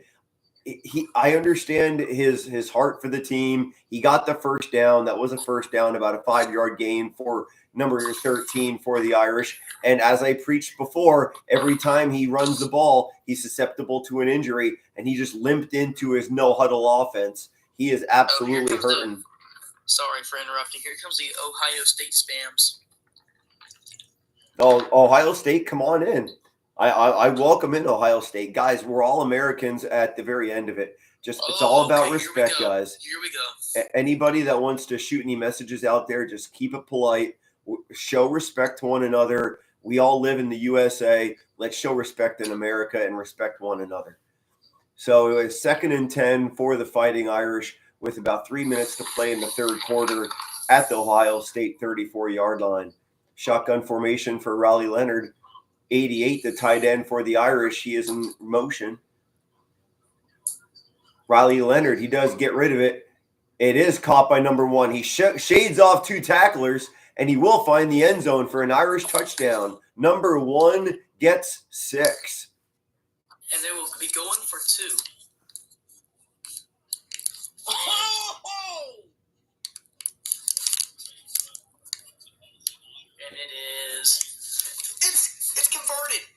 two-possession game.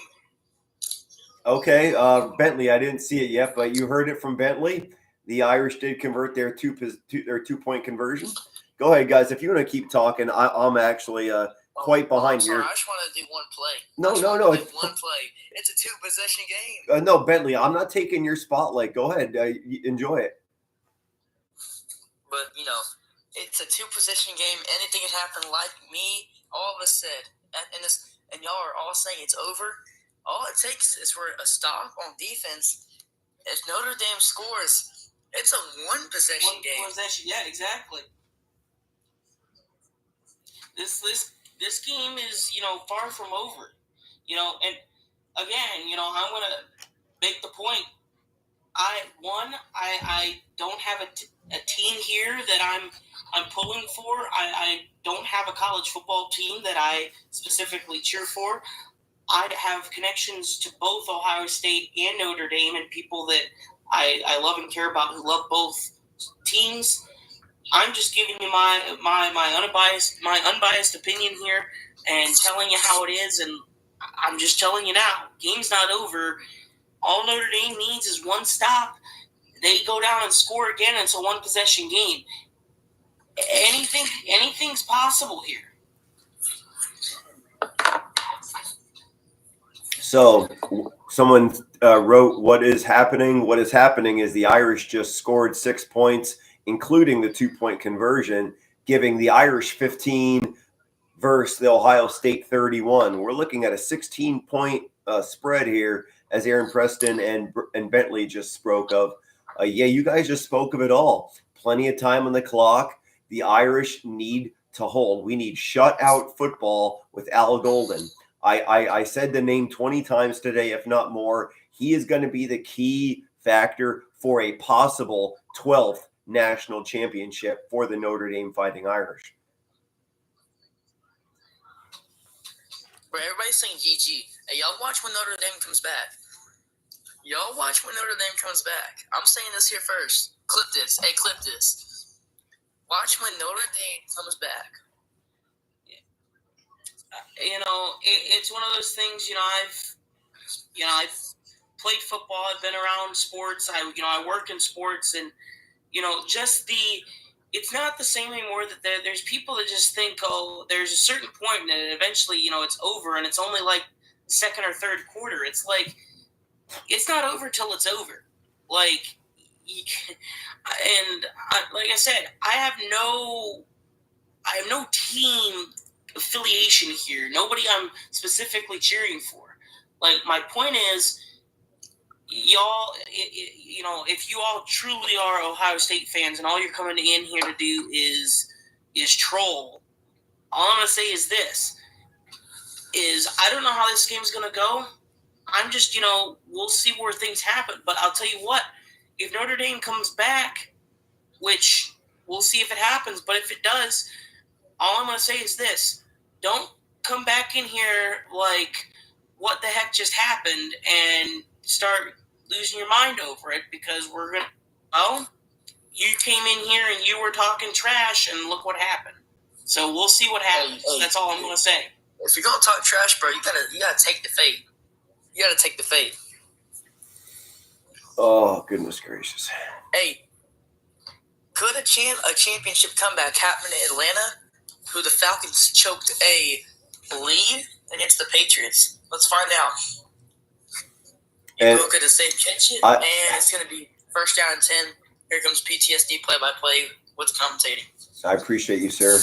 Irish are down by 2 possessions, 16 points to be exact. A lot of crimson blue. You see how tired I am, guys. I was working today, and now I'm doing this play-by-play. So excuse me, I'm a little exhausted here. A lot of crimson red in the stands. Notre Dame is definitely on the wall. Speaking of the Irish, they just kicked off to the Buckeyes, not even reaching the end zone, and a fair catch caught at the 4-yard line. I don't like that rule. Aaron, I spoke of it before. I'm not going to ask you again. You and I are on the same boat. That's just stupid. And this whole time, we've been averaging about over 100 people watching this live with 10K likes. Thank you so much. God bless every one of you for taking time out of your busy night. I'm sure you're sacrificing a lot of sleep, and so are my color commentators. Bentley from Roll Tide Productions and Aaron Preston, who's a freaking genius at a professional level. He is a pro play-by-play commentator, color analyst, and a public address announcer here in the state of North Carolina. Look him up on every single social media platform. He is the real deal. And I am PTSD play-by-play, a Navy veteran in search of living my dream, becoming a professional myself. Oh, and I was talking about I don't have a team in this race. Talking about one of my teams, the Carolina Hurricanes. I got it up over here on one of my other screens here. They're playing right now against the Chicago Blackhawks, 2-2 in the second period. So, been every once in a while on these commercial breaks, glancing over, seeing how that game's going. I heard while I was at work today, it's completely off the radar. It's not sports related at all. But while we are in the middle of this little timeout in between the play, I heard a great kindergarten humor song. It was what does James Bond's doorbell sound like? Dong, ding dong. I thought that was hysterical. That's actually, I wasn't expecting that. That's kind of clever. Yeah. Yeah. Ding dong, James Bond, dong and Bond. So, guys, I apologize for the delay in the game here. The referees or something happened, maybe an injury. There has been a long, extended timeout, if you will. But currently, it's see you, Lewis. Thank you for coming in. It's currently the third. Can Ryan Day win the championship? One of these head coaches, will win their first ever national championship as a head coach, who will come out victorious, Notre Dame, with a 2-possession deficit. Completely agreed. And Ohio State up with a 2-possession lead. Will they come back? Let's find out. We are back on ESPN with the game, what we're watching from home. And I want to reply to Landon real quick. Yes, respect one another as Americans because we are Americans first and sports fans second. He also asked about my Philadelphia Phillies. They will be, I believe, Phillies are having the pitchers and catchers report to Clearwater, Florida for spring training about mid-February, and late March is going to be opening day. As long as I can get the baseball game on my TV screen and I can use my phone to stream, Landon, yes, I will be doing as many play-by-play games for my Philadelphia Phillies as often as possible, as long as I can find the game on my TV on one of those apps. So we're back in live action right now. The Buckeyes with the ball, pass down the middle to number 2 is complete, about a 7-yard gain. Again, this normally is not my voice. I know I sound monotone right now, but if anyone out there is just new and listening in, I'm trying to be respectful to my young lady who's trying to sleep right now. She's months away from getting her doctorate. I'm trying to be respectful to her. Show your spouse some love any time of day you can. They deserve it. Ohio State 31, Notre Dame 15. About 2.5 minutes to play in the third.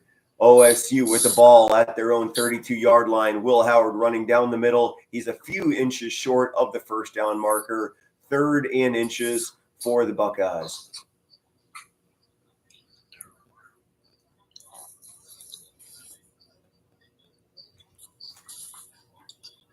Hey, y'all, man. Y'all send some likes and follows to my man PTSD Play-by-Play and Aaron Preston. Send some follows and likes to him, man. Landon, I would love for you to do color with me for the Phillies play-by-play. Message me on my latest video about that. I don't have the best memory, Landon, so help a 42-year-old out, please. Get on my latest video, hit that comment, and I want to talk more about that on a future date. Less than 2 minutes to play in the third quarter. Again, OSU is dominating right now with a 2-possession lead, but Notre Dame still with a full quarter to play. Irish defense must stop here. There is no room for error. If OSU gets a field goal, it is a 3-possession lead, and that is not pretty for Irish fans. Hey, Nicholas, I'm not going to tell you anything personal. Okay. It is. Ooh. alert, y'all. I'm not Tyler. I'm not giving up. If you're a diehard fan, you don't give up. Come on. Exactly. You wear your Like for the colors. Texas- Wear your colors the proudly. Alabama- it was like the Vanderbilt game. It was terrible. I never gave up, but Alabama, they found a way to make it a close game. I think one of the catches of the year. We have 2nd and 8 at the line of scrimmage.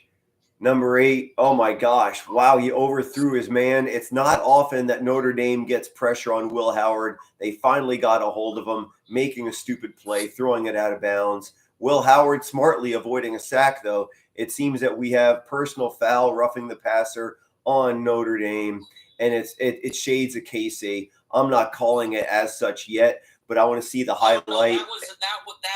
Was it legit? Was it legit? Let me see the replay. Number 9, that was a legit. Yep. And you can't do that. Those are the things that are going to lose you a game. The thing that's been hurting Notre Dame the most has been their penalties. Unfortunately, and they've been true. Legit penalties.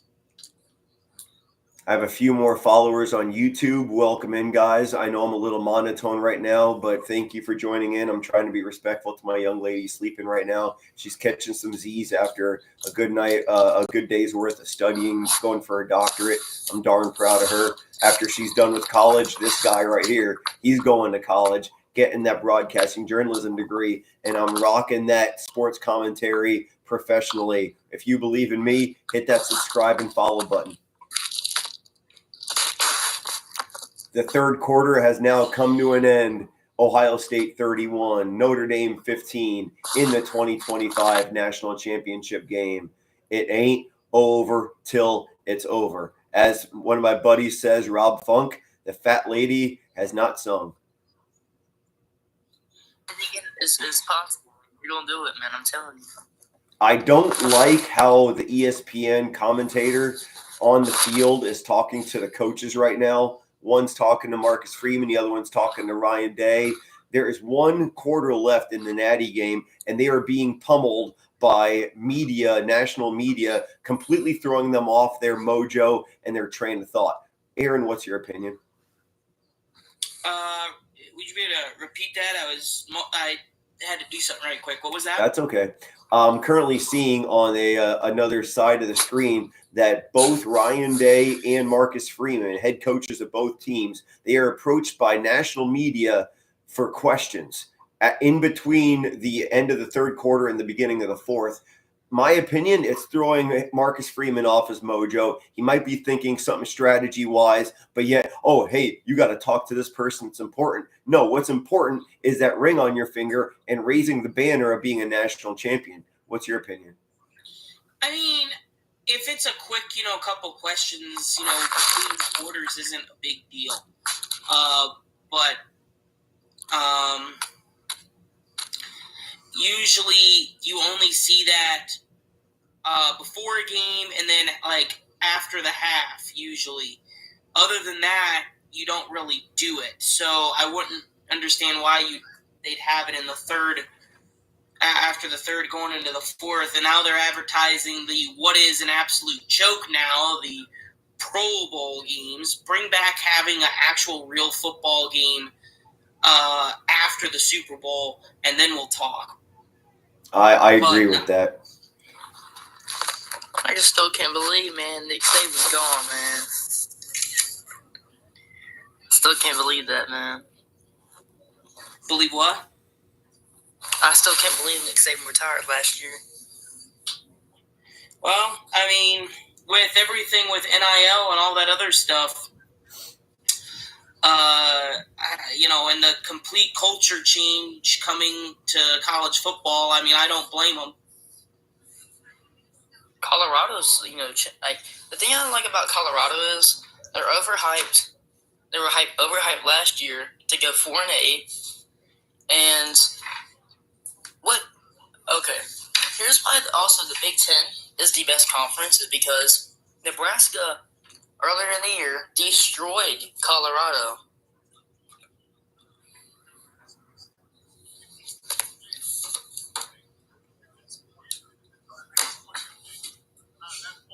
Marcus Freeman just gave a speech, so that's why I went quiet. It's a long break, guys. I apologize for the pause here. ESPN likes really stretching this out for us NCAA fans. TCAS. Say my team's overhyped? No. Bama had a standard. We won national championships. Last time Colorado, they actually had to split a championship in 1990. Was it 90 or 92? Oh! But wow.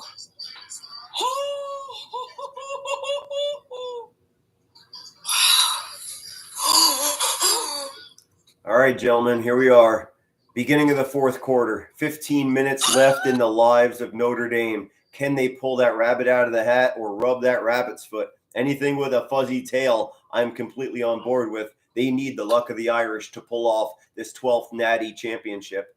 OSU with the ball at the Irish 45-yard line. 4 wide receiver set. Here comes the blitz by the Irish. Number 2 with the flip. He gets the first down marker and a little bit more. Razzle, dazzle, personified. Beautiful run by number 2. There is a fumble on the field, but was he down by contact? Let's see where the referees point. Irish with the ball, but I want to see the replay. Was number 2, the wide receiver, down by contact? Nah, he clean punched that sucker out. That was a clean punch out of the ball. That's Notre Dame football. That's a clear the ball. And everyone out there, please don't disrespect me being an Irish fan. Trust me, I want to jump, I want to scream, I want to go freaking nuts. But when you love your woman, you'll respect her and let her sleep. That's why I'm being monotone right now. I'm very proud of my boys. It really was bang, bang play. The knee hit, and so did the football. Yes, the football was out milliseconds before the knee hit the ball. The knee hit the ground. It will be Irish ball at their own 21-yard line. Wow.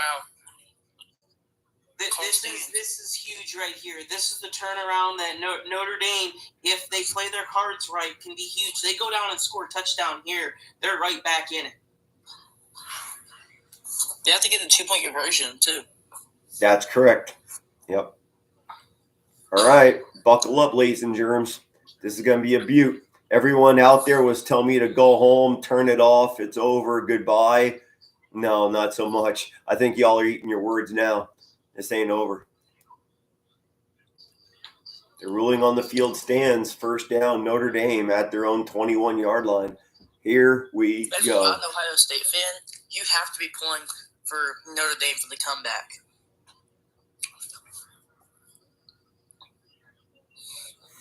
And I'm going to make a meme if they win it and say Independent's the best conference technically. 4 Ohio State Buckeyes with the rush. No blitz coming. First play off the line of scrimmage to number 6, a shoestring tackle by number 2 of the Ohio State defense. Only a 2-yard gain. 2nd and 8 for the Irish.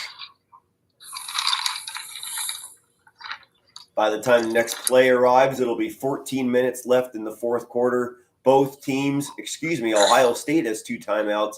Notre Dame has all 3. Notre Dame must preserve those timeouts as much as possible.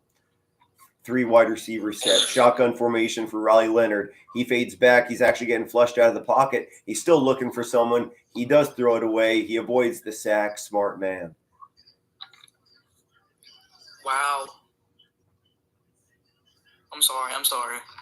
You're good. 3rd and 9 for the Irish. And needless to say, this is 4th down territory for the boys. Can the Golden Domers preserve what's left of their life inside of 14 minutes to play? Irish fans are literally praying while crossing their fingers. That's kind of hard to do. But any kind of good luck charm Notre Dame needs. Again, shotgun formation for Riley Leonard. He's going to need a miracle. Can he find one here in this play? He throws the middle. It is caught to number 1. Crossing midfield. Beautiful pass and catch connection. Notre Dame's getting the... Go ahead, Aaron. What do you think, boss? I mean, this is the drive that they need. So far, so good. And I'm sorry to interrupt, but this is only the start of the fourth quarter. Yes, there it is. The start of it. 13 minutes and 40 seconds to be precise. Number 13 is looking for someone. Great pass protection by the O-line. A little bit of pass interference, in my opinion, by number 1 in the secondary. Let's see if I stand true. I believe number 1 is guilty of that infraction. Am I wrong or right? Yeah, they're going to get him for a hold. I believe there was holding, yes. I knew I wasn't seeing things. That little half-C jersey where your belly button is showing, that's just ridiculous. Pull your jersey down. Mm-hmm. What are you, a woman? That's ridiculous. Yeah, definite holding by number 1 of the secondary in OSU territory. He's upset about it. Notre Dame has the ball at the OSU 38-yard line. Notre Dame is down by 16, 13 and a half minutes to play in the fourth. Number 13 throws the ball for Notre Dame. Unfortunately, gets absolutely nothing. He might have lost a few yards in that play. Second and long coming up for the Irish in Ohio State territory.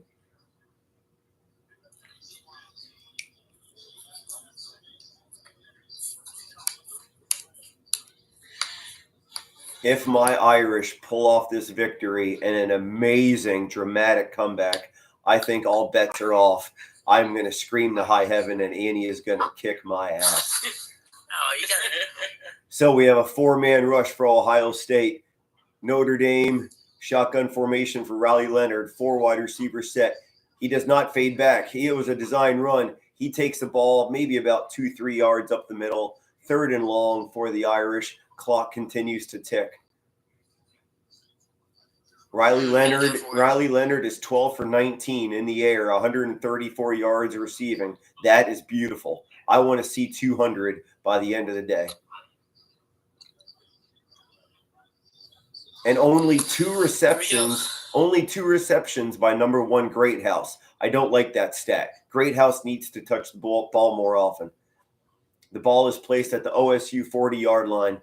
5 wide receiver set as number 6 is in motion. Shotgun formation. Riley Leonard throws it. Thankfully, it's caught by number 88. He does stop the clock. It's going to be 4th and 5 for the Irish. I want to say this is now or never for Notre Dame. Are we witnessing history, y'all? I certainly hope so, Bentley. I'm an Irish fan. I want history. I want to add a 2025 patch to my national championship jacket. Can the Irish claim their 12th natty title by proclaiming one of the biggest upsets in national championship history? 4th and 5 for the Irish. Shotgun formation. Number 13, Riley Leonard. He fades back. Pass caught. Another 4th down conversion for the Irish. Guys, look at this up on the internet. I think this is the 3rd 4th down conversion for the Irish today. I think it's the 5th. Could be at least 3. My gosh. And I definitely saw a lot of 4th downs and trick plays. I called that pregame. Shotgun formation again for Riley Leonard. It's hurry-up offense with 11 minutes on the clock. Irish down by 2 possessions. Beautiful catch to Greathouse. That's exactly what I wanted. Number 1 to get more yards and receptions. That's exactly what he got. It's about a 6-yard reception, running out of bounds and stopping the clock for the Irish. Hello, Blake. Good to see you in the back in the chat. Good to see you, Blake. Oh, my goodness, guys. Oh, my gosh. Hold up, Bentley. Give me a second, sir. I'm sorry. Stop. You're my friend. Stop saying you're sorry. Friends don't say sorry. Come on, stop it. Okay. All right, Riley You're Leonard. a fan. I know. Riley Leonard's at the OSU 16-yard line. Can he get the miracle? He throws it into the end zone. It is almost caught, but we're looking for possible pass interference on OSU, and it seems to be just so. Secondary of OSU comes down with their 2nd infraction for pass interference. Go ahead, Roll Tide. What do you think? Man, we are witnessing history right now. Literally, you got to play We Are the Champions if Notre Dame wins by Bohemian Rhapsody and Queen. Oh, you don't get? Yeah, I know all about the band. Oh, I love Queen. That's a good call. Wait, that was It's a great Styx. call. That was Styx. I was quoting Styx. Wrong song, wrong band. Sorry. Landon, when he snaps the ball and he runs up the middle. Oh, they're letting too much clock chew down. Yeah, Landon, get a hold of me on my last video, buddy. I want to get a hold of you on a possible connection for a Phillies game later on this year. Riley Leonard, he doesn't get much off that next snap. He actually loses 1 yard, 10 minutes and change on the clock, 2nd and goal. For an injured Riley Leonard, he is definitely beat up. And that was more pass interference there that wasn't called by OSU. Number 7 threw the Irishman down to the ground. No penalty. Flag was eaten up, not thrown. Less than 10 minutes to play. Coverage on that one. Come on. Less than 10 minutes to play, boys and girls. 2nd and goal for the Irish. 3 wide receivers set. Number 6 is in motion. Jeremiah Love, great block. Unfortunately, overthrown. Number 88 is the intended receiver. Evans, the tight end. Bentley, would you like to take the reins on 3rd and goal? You want to do play-by-play on that? Bentley, would you like to take the reins on 3rd and goal? You want to do play-by-play on this? I'm going to do play-by-play on this. Yeah, man. Go for it. 3rd and goal. And it looks, let me go back. Motion, hiked it, and it is incomplete. Damn. I was holding, I'm not going to lie on that. Riley Leonard just snapped the ball right now. So that's about, 15-second delay on my behalf. I was literally holding my breath as you were doing that commentary. Dang. 4th and goal. Now or never, boys. They're going for it. All right. Irish down by 16 with 9.5 minutes to play in the national championship game. Why, Aaron? Why am I seeing the field goal unit? Aaron, I'm going to fall over. What the hell am I seeing? Why is this happening? Please help me, Aaron. I want to scream. Why aren't we going for it? I mean, it's not necessarily the worst decision if you make it. Doink.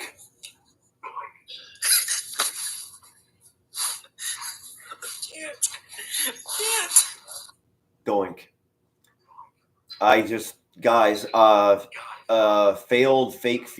Failed fake punt. That went down the crapper. So did the field goal. We should have went for a touchdown. I don't know what the hell a field goal is going to freaking do. Okay. In that situation, it's either one is possible there, but I mean, it's a matter of you have to make it because you have to get a stop the next drive. Either way, you have to get a stop and then score again anyway. So it's like 4th and goal. Like if they could have managed to get another first down, I can see it, but yeah, it's one of those you got to make sure you end up getting some kind of points there, and I'm usually the guy who says go for it in that situation, but in this particular situation, it being, a 2-possession game, why not kick the field goal? And it just you can't say anything more than you got to look back at it and see what went wrong on that one. I am very happy to see in the message board that I am not alone on that horrible play call. I know you spoke your piece about it, Aaron, but in my opinion, you were literally yards away, like maybe 5-10 yards away from the end zone. You were sniffing distance of 6 points. I don't see the Irish getting that close unless another Jeremiah Love breakout. This is... My bad for laughing. It was just, how do you miss a field goal from 23 yards away? I mean, how? And you're getting paid NIL money to make these kicks, and you cannot do your job. It's like off college game day when the kickers kick, like the fans kick, and they miss it. It reminds me of that, and I'm like, dude, it's the biggest game of the season. You have to make these. Well, no, I agree with you, but I will say this though. There's a misconception there. Not every player is getting NIL money. I don't know if he is or isn't. I'm just saying. Touchdown Jesus isn't coming to the rescue. I fully agree to that statement. He is staying in South Bend. The game isn't over yet, though. Oh no, it's definitely not over. But it's getting. Yeah. with them not getting some kind of points there, it's getting a very tall hill to climb. If Ohio State goes down and scores a touchdown and bleeds clock, potentially this drive could be it. My thoughts when Notre Dame lost to NIU, I thought that was the end of the season. I'm thinking, how can a top 5, or would they rank 5th or 6th? Either way, how can a top 5 team lose to an unranked team that early in the season? That speaks dividends, volumes on your talent and character. Speaking the word character, yeah, they lost to that crap team, but their character persevered, giving them, I think, a 13-game win streak, ending them up in the freaking Natty title game. So, yeah, I didn't hang my jersey up. It's a Notre Dame season. I was proudly wearing my gear, but I honestly thought the season was over for my Irish.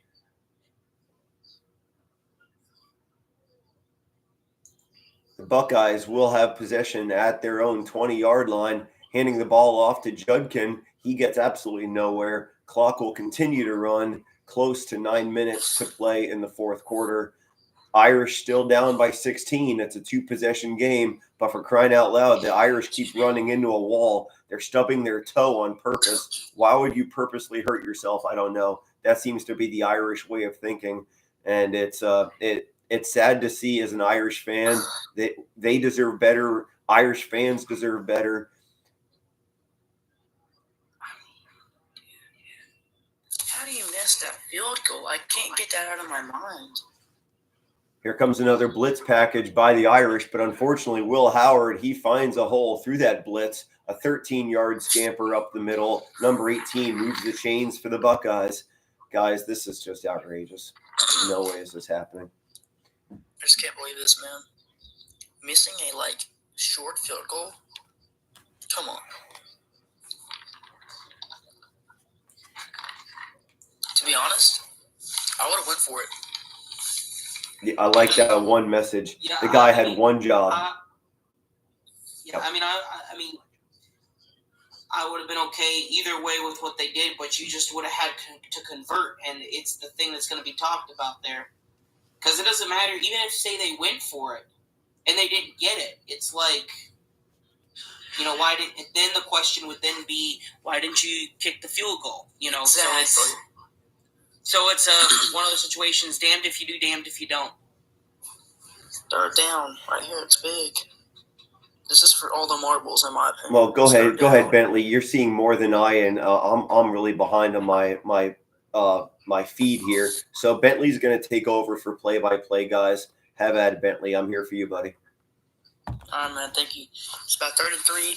Ohio State has had 379 yards total, and their average is 7.2 yards a play. He's in the shotgun. Will Howard, the pass, and it's incomplete. It's going to be 4th and 3. And Notre Dame will be getting the ball back. But they need a third play touchdown or something. Use your 3 timeouts, get the 2-point conversion. But miracles have got to happen for the touchdown deep Jesus University. And also that the 2-minute warning still in the Irish pocket. Oh, that's true. That's true. Irish have to play the sidelines. Yeah. Kick. About to punt the ball. Watch out for the fake. 4th and 3. He punts it. It's going down. He's going to return it. And it's going to be around about the 20-yard line, the 21-yard line. Man, 80 yards away from the end zone. Yikes. We'll be back while we're on commercial break. Yeah, it's going to be 31-15 going on the commercial break. 100 years of the Goodyear blimp. So, yeah, it's so about 6.5 minutes with 3 timeouts plus the 2-minute warning. So, I mean, if you're Notre Dame, you got to go down, you got to score, and you got to start thinking about what you're going to do, especially depending on how quick you score. You might have to think about going for an onside kick. Caden just threw one of us 3 a huge Caden just threw one of us a huge compliment. I hope you become a reporter for ESPN. So one of us three definitely earned respect for one of the civilians out here. That's very kind of you. Thank you for that kindness. We have 252 people in here. 250, 55, 56. My goodness.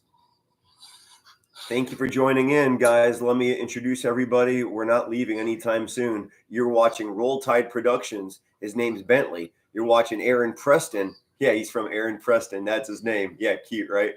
He is here from North Carolina. He is a legit professional play-by-play commentator. He's also a color analyst and public address announcer. I envy this man. He is a great friend as well. And I'm Rich from PTSD Play-by-Play. I'm a Navy veteran, and my goal in life is to become a professional play-by-play commentator. You have Bentley right now doing play-by-play commentary, and I'm just doing his backup for him right now.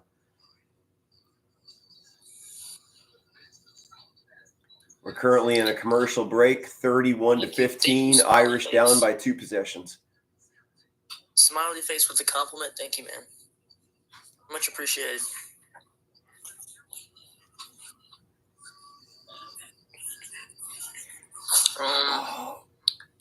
Man, what are your thoughts on this game so far? To people in the chat and the people I'm talking to right now. Man, this is the big thing. Yeah, the big thing here is going to be they got to go down and convert here quickly. If I'm Notre Dame, I want to get down the field and there be not much less than.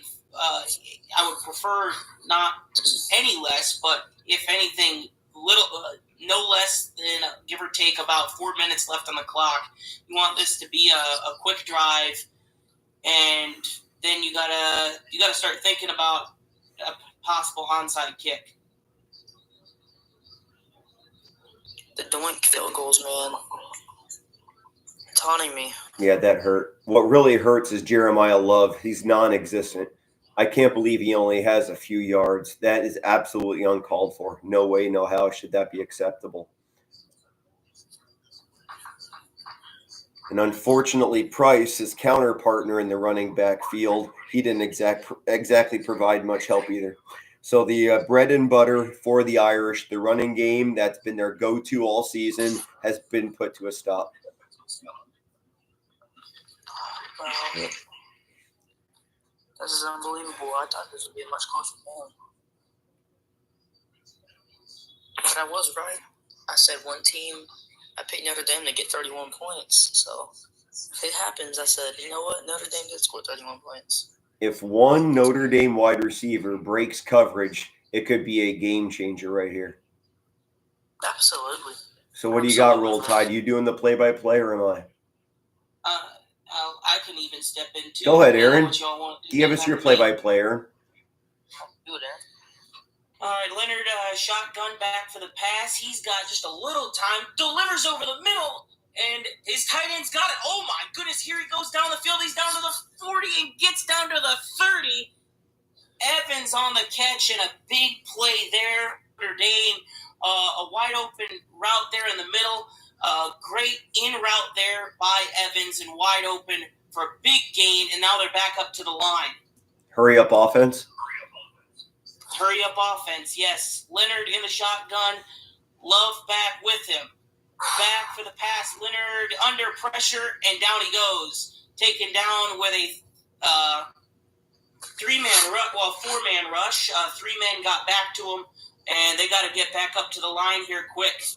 But one of the Ohio State players grabs his ankle, and we're going to have a stoppage here for an injured player.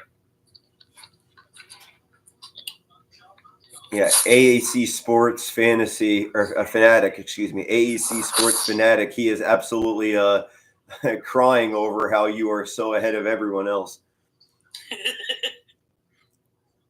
Yeah, and AAC Sports Fanatic, I'm with you because I'm currently watching number 13 fade back right now, and he just got sacked right now. That's how far back I am. So welcome to Portugal or Denmark. You know, you feel like you're in another part of the world That's exactly how I'm watching the game. I feel like I'm watching on another continent. Wow, man. So, I mean, the big thing, here for Notre Dame is once they get back to it. So it's about 4 minutes and 30 or 40 or 30 something odd seconds. You want probably within the next 3 plays, you want to score. And that's what you're going to want here. That within the next 3 plays. Because like I said, you want it to be around or not much less than 4 minutes left on the clock once you score. And if you do that, then you're going to have to debate, do you think your defense can make a stop or do you need to go for an onside kick? So that's the big thing there. So no more than 3 plays is what I would say that you need to score here. So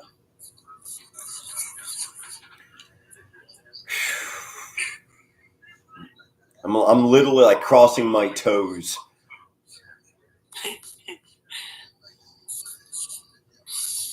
I'm not getting some sleep. The game's not over. Stop all that nonsense.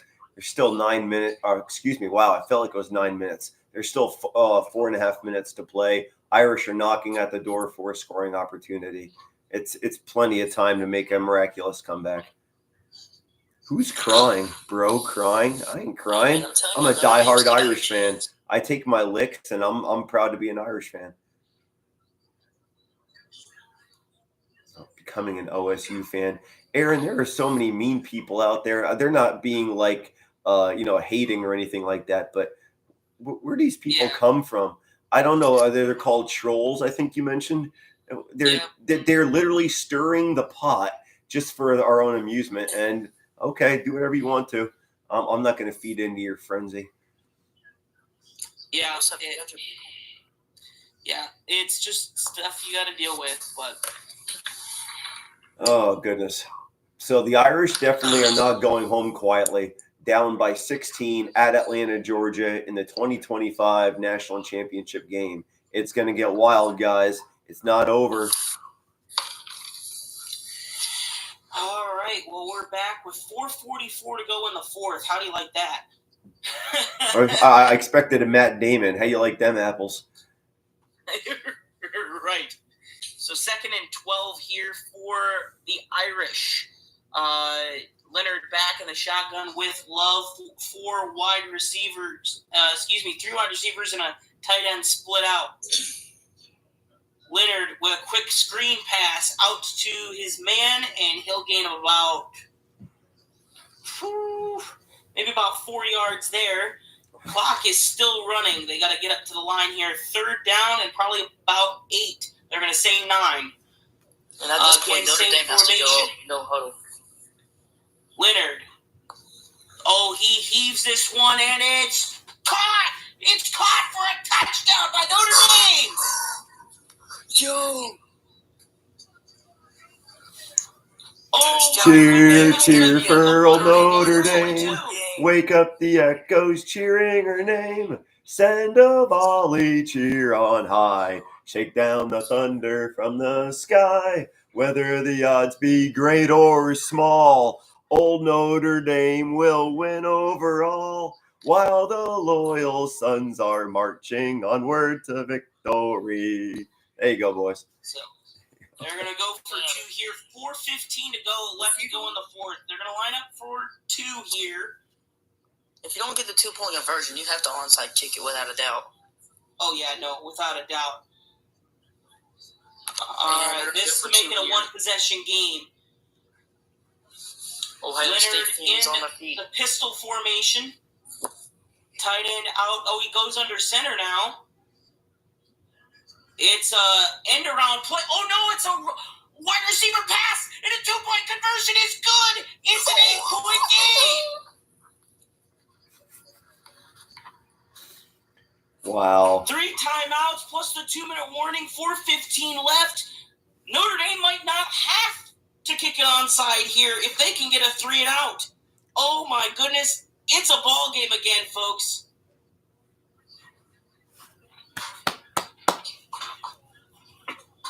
Oh, my goodness. I didn't see the wide receiver pass coming at all. What a play call. And they needed that there. Wow. And not to mention, that was a one-handed grab for the touchdown. A one-handed grab. This is unbelievable. Wow. Lou Holtz in the stands. Beautiful moment. And I'm watching the highlight of that touchdown, Mr. Aaron. That was pass interference all day by the cornerback, number 7, Hancock. He literally grabbed the full arm of Greathouse, the wide receiver for Notre Dame, as he came down with a one-arm reception. Yeah, well, regardless, he caught it. So, oh, wait a second. Are they going to do a surprise onside here? No? Okay. Script kick. That was weird. I was about to say. And there's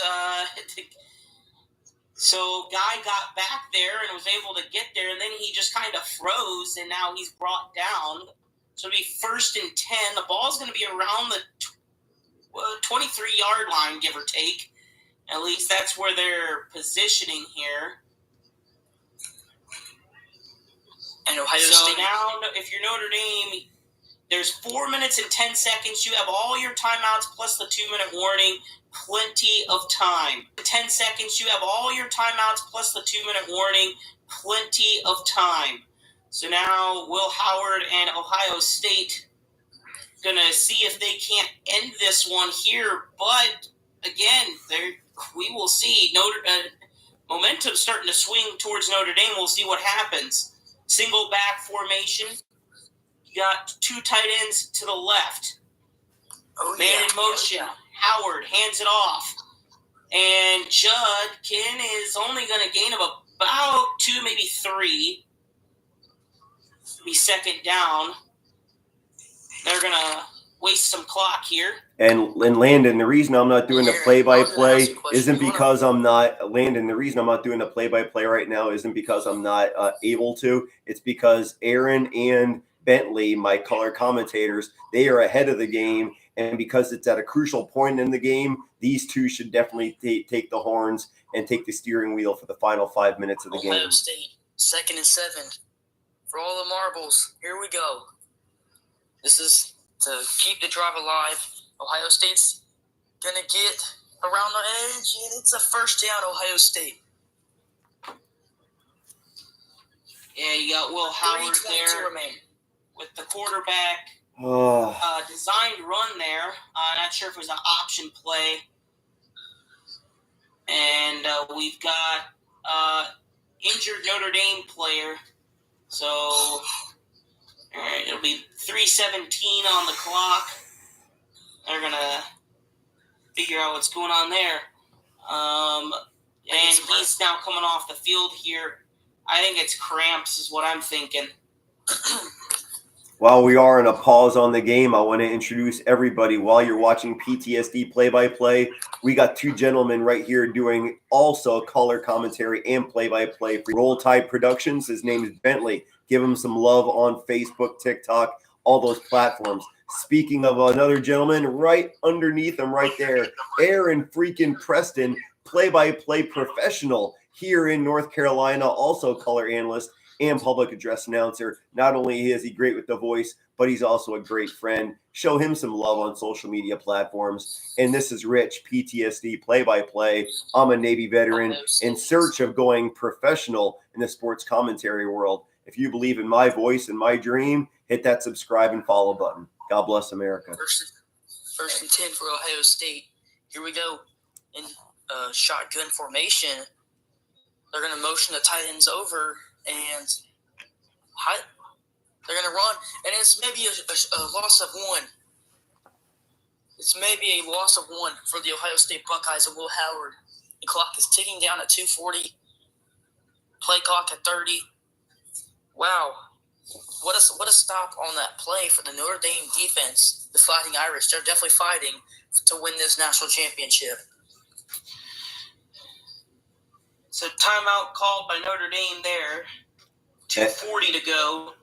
A lot of credit to the Notre Dame defense and Al Golden, the defensive coordinator for the Irish, almost creating a shutout in the in the second half. He really has been playing lights out on the defensive coordinator side of the ball.